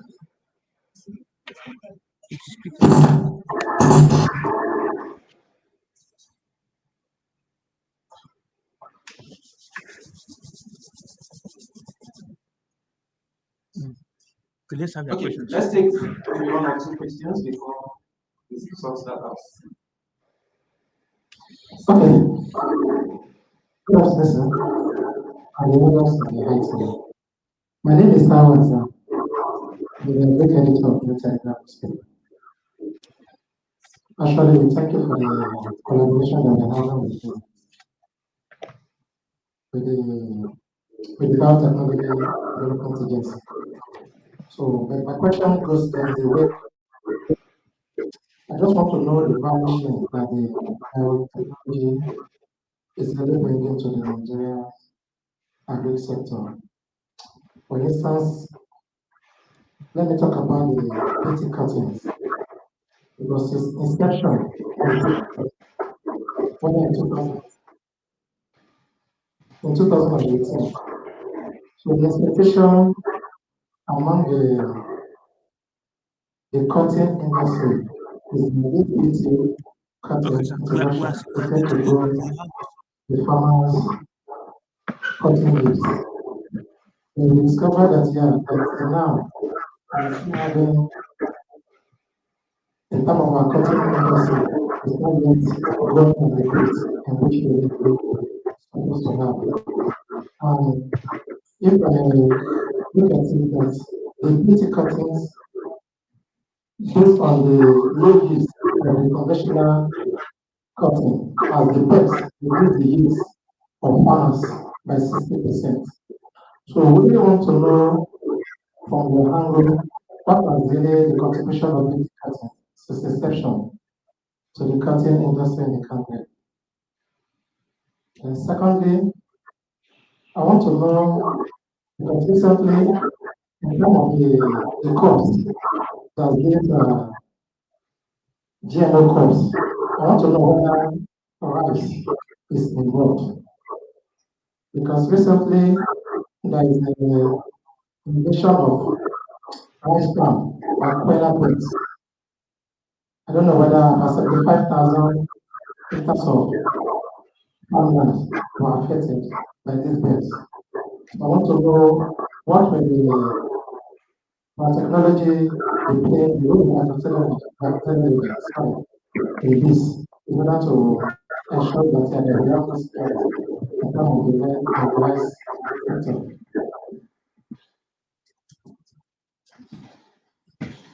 Thank you very much for that. Okay, let's have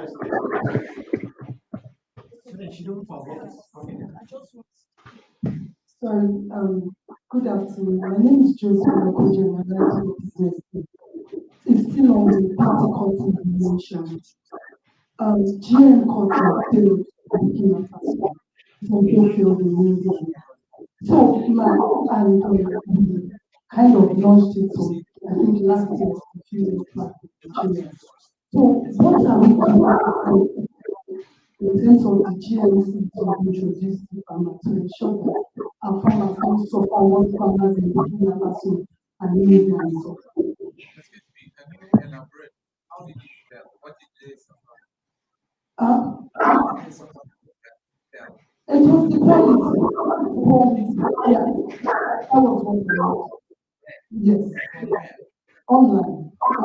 PT cotton failed in India and it failed in Burkina Faso. Burkina Faso is one of the top growers of PT cotton in Kenya.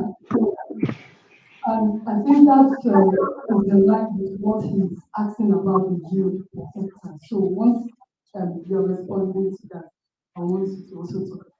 Before she responds to that, I think from what Mr. Michael said earlier, you can always check and fact check whatever news you are reading online. We need to be guided. Whatever it is, science is evidence-based. Whoever is writing any report and putting it out there, you have to check where is the source of that information coming from. These are misinformation that are never true. So we need to be guided. But let's have a respond for that. Thank you.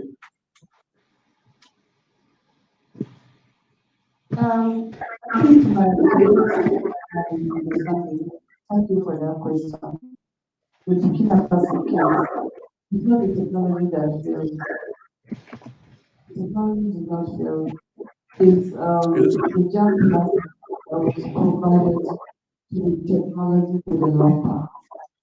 They did not give a superior quality jam plaza.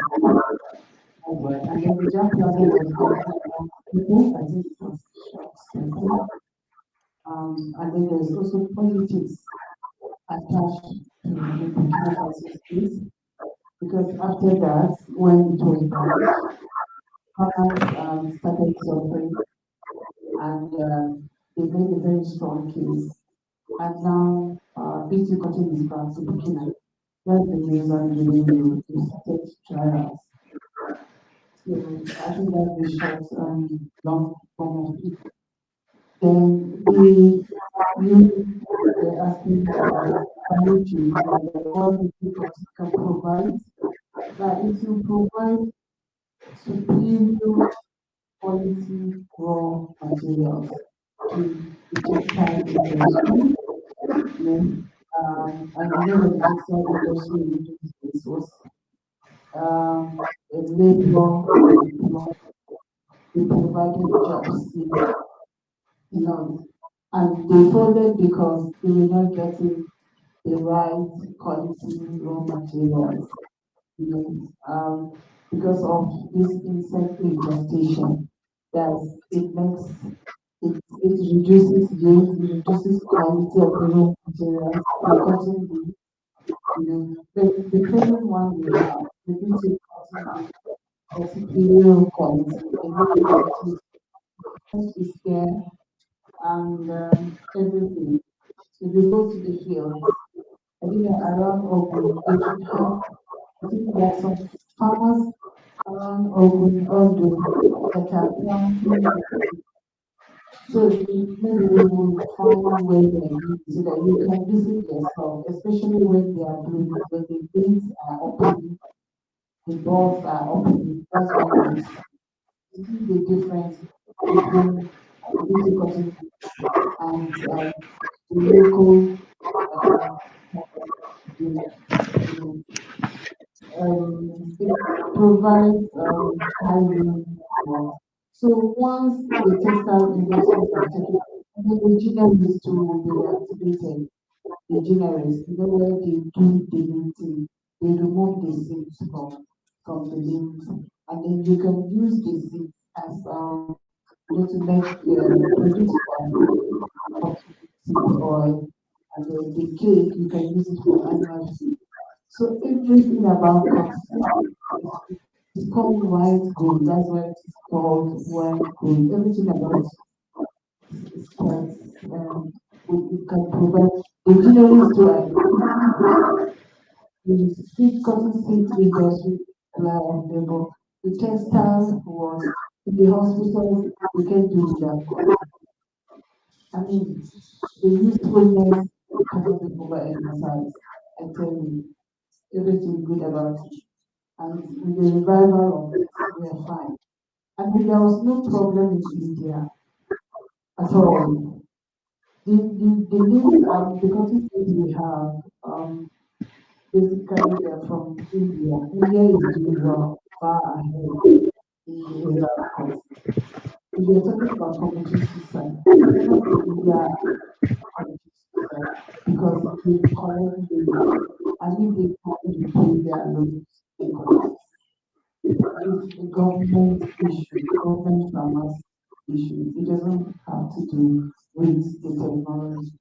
They are doing very, very well. There are many countries industries in this area. They've gone far ahead in the area of planting. So what is there anything?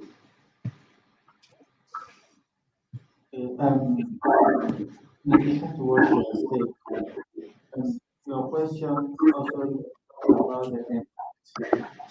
Now, it's important for us to understand one thing. We are not claiming that we have to do everything.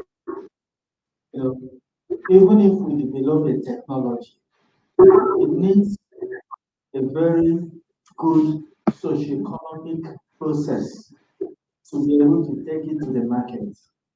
Because, like I explained about leadership and so on, science comes at that providing the technology, the seed. But it takes a commercial process and time to multiply it in a way that, to scale it in a way that it will begin to make impact. And scaling it in a way that it will be everywhere and making impact is not a day's job, it takes time. So I would think that we still, in that process of multiplication so that more people can get it. And when more people and farmers begin to grow it everywhere, then the economics of scale will apply. The industry will begin to, develop, but it cannot be in a day. That's one. Then, in my slide when I was presenting, I made a case for the importance of stewardship. And I used, one of the cases was Burkina Faso cotton. And you see, like, in Burkina Faso, there's a lot of political issues I cannot really explain, dabble into that. But also, let me use the word, let us be friends, and act on the basis of our interests, as in our national interests, and not allow people outside our nation to dictate things for us. In the case of Burkina Faso, we know Burkina Faso needed that cotton, needed to revive their cotton industry, and they went into it. But going into it, some people that have influence over them did not want, that aspect because they were not developing it in their country. So let us not get involved into trade wars. But then looking at the reasons they gave to us, okay, even to substantiate that trade war, now they have approved it, they have come back to it. If it was not profitable, if it was not good in the first place, they wouldn't have sustained that agitation. And now that the environment is right, they've approved it again. That's on one side. Now let's assume that the reason they gave us is true. That there was, the fiber length was short. If at all the fiber length was short, it's not an issue of the technology. It is because when they were introgressing it, into the local varieties in Burkina Faso, they seem to have stopped at Bacros 3, which normally should be fixed. But then it was still segregating. And in cowpea, we have learned for it. Lawan is the breeder, he's online. For that of cowpea, we took it up to BC5. And we are sure it is properly fixed at BC5. So we do not expect it to continue to segregate. So that's what I will answer. And this is more like the role of stewardship, while we're implementing a good stewardship program for all these technologies, learning from what has happened in Burkina Faso. Even in South Africa, on day 10, people started not, planting refuge and following all those protocols. And over time, evolved resistance. That is why we keep on emphasizing on the need to, apply and implement all those insect resistance management plans. And about the refuge, like even as of today, if you buy a GM cotton seed, inside the pack there's 20% non, 20%. So that you will notice if you plant and they germinate and they begin to grow, you will notice insect attack on some plants, and that's the non-BT part. So that the insect can have something to feed on. That's the big bollworm that destroys cotton. Because if you don't do that, there will be so much pressure on the modified version to an extent that it can result to their mutation.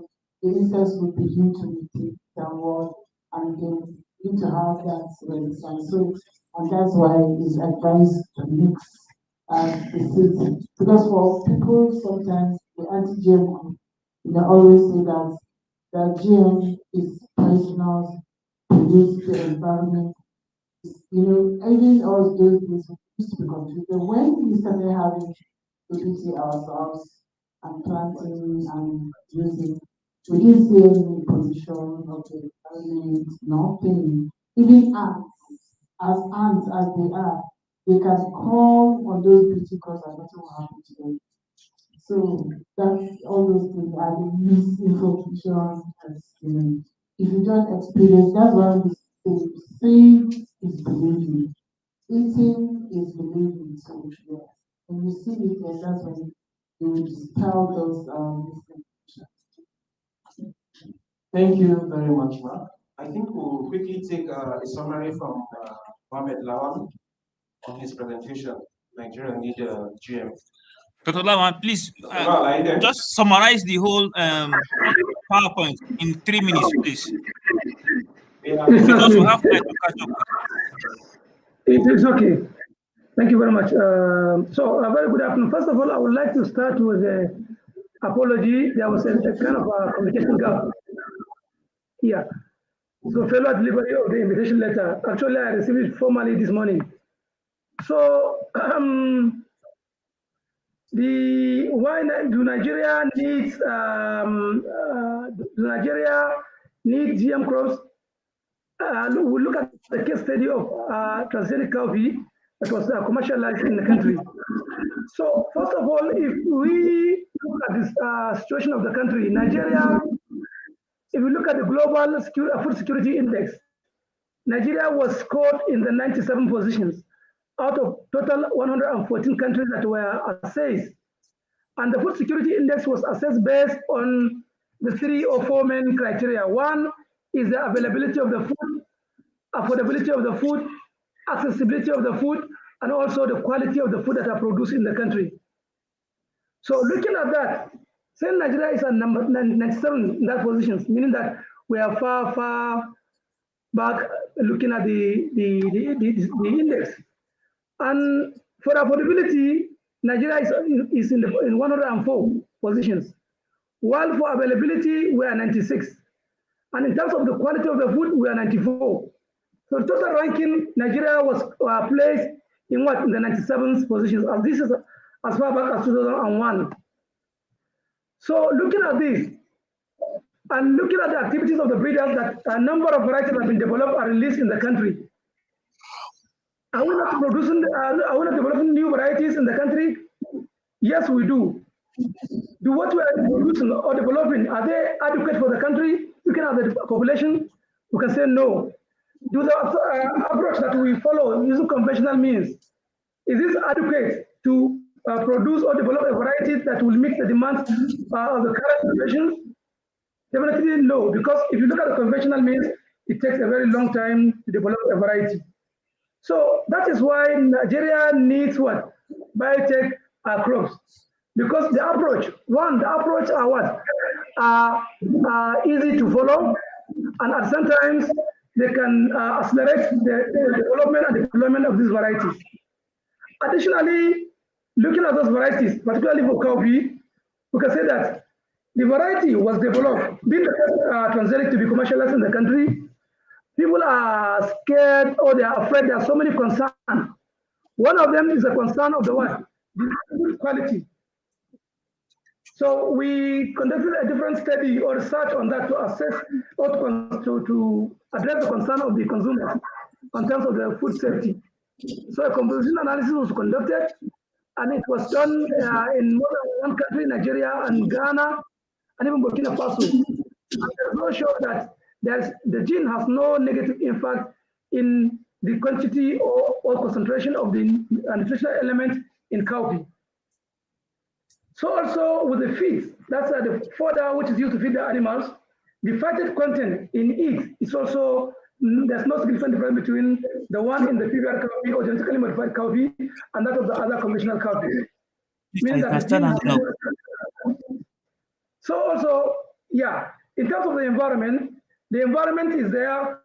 We also conducted several researches to address the concern of environmentalists, where they may think there's a kind of gene flow, concern of the super weed, and so on and so forth. So we initiated a kind of study which is called non-target organisms studies to address the concern of the what? The effect of the gene on the non-target organisms, which was found to be no negative impact on the other beneficial non-target organisms. So also in the case of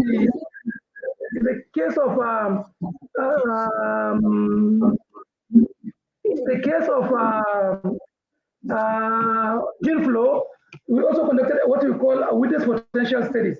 It's a research for almost 3 good years across the country. You can start running up because of time. On that. So in a nutshell, those GM crops, particularly for coffee, based on the experience we have so far, we can say that it's a crop that is crops, that's GM crops. They're the one that will definitely improve in the food security of the country. Looking at those 4 criteria. Number one, the increased affordability. This variety that is now developed and commercialized PBR coffee is produced in mass, and also every nook and corner of the country can access it. So also the small part also meets the demand of the consumers or end target farmers from 2 kg, 5 kgs to the up to 10 kgs or 20 kgs. This will also make it more affordable by the farmers.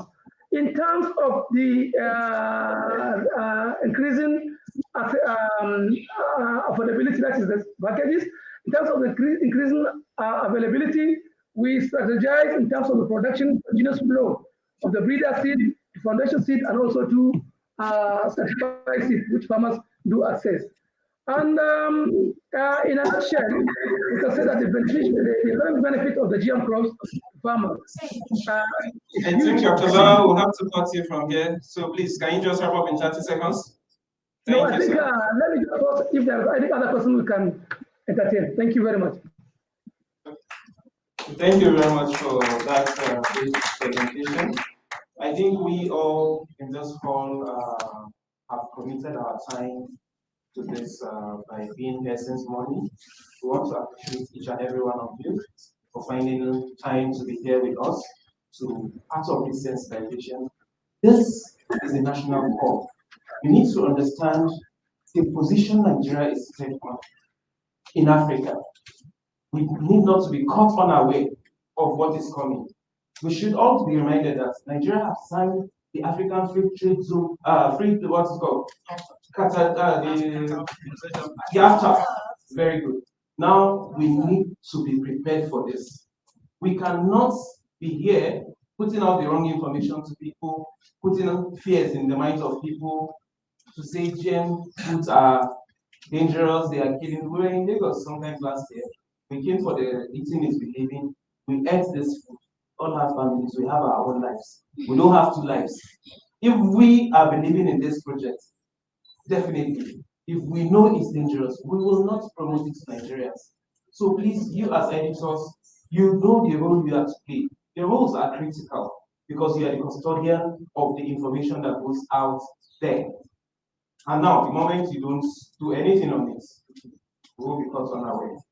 The president has done his own part by even renaming the Ministry of Agriculture to include food security. You cannot achieve food security without the introduction of modern biotechnology. You cannot, because the world are moving very fast. The world is technological driven now. So we cannot wait to be caught unaware. We need to act fast. We on our own part as scientists are doing our part. You as journalists need to put out the right information out there for the benefit of all Nigerians. I wish to thank you and appreciate each and every one of us. And I think I will hand over the mic to Dr. Rose Gidado for a vote of thanks. Thank you. Yes. Okay, so we. Okay. Media. Okay. Media. Please just put it down because of time. So we're going for lunch. I believe each and every one of us have their link tickets. So that just write out your questions and you can submit whatever questions, recommendations to Abraham, and also from the information material we have, you can follow us on social media. Check your WhatsApp there. So thank you very much.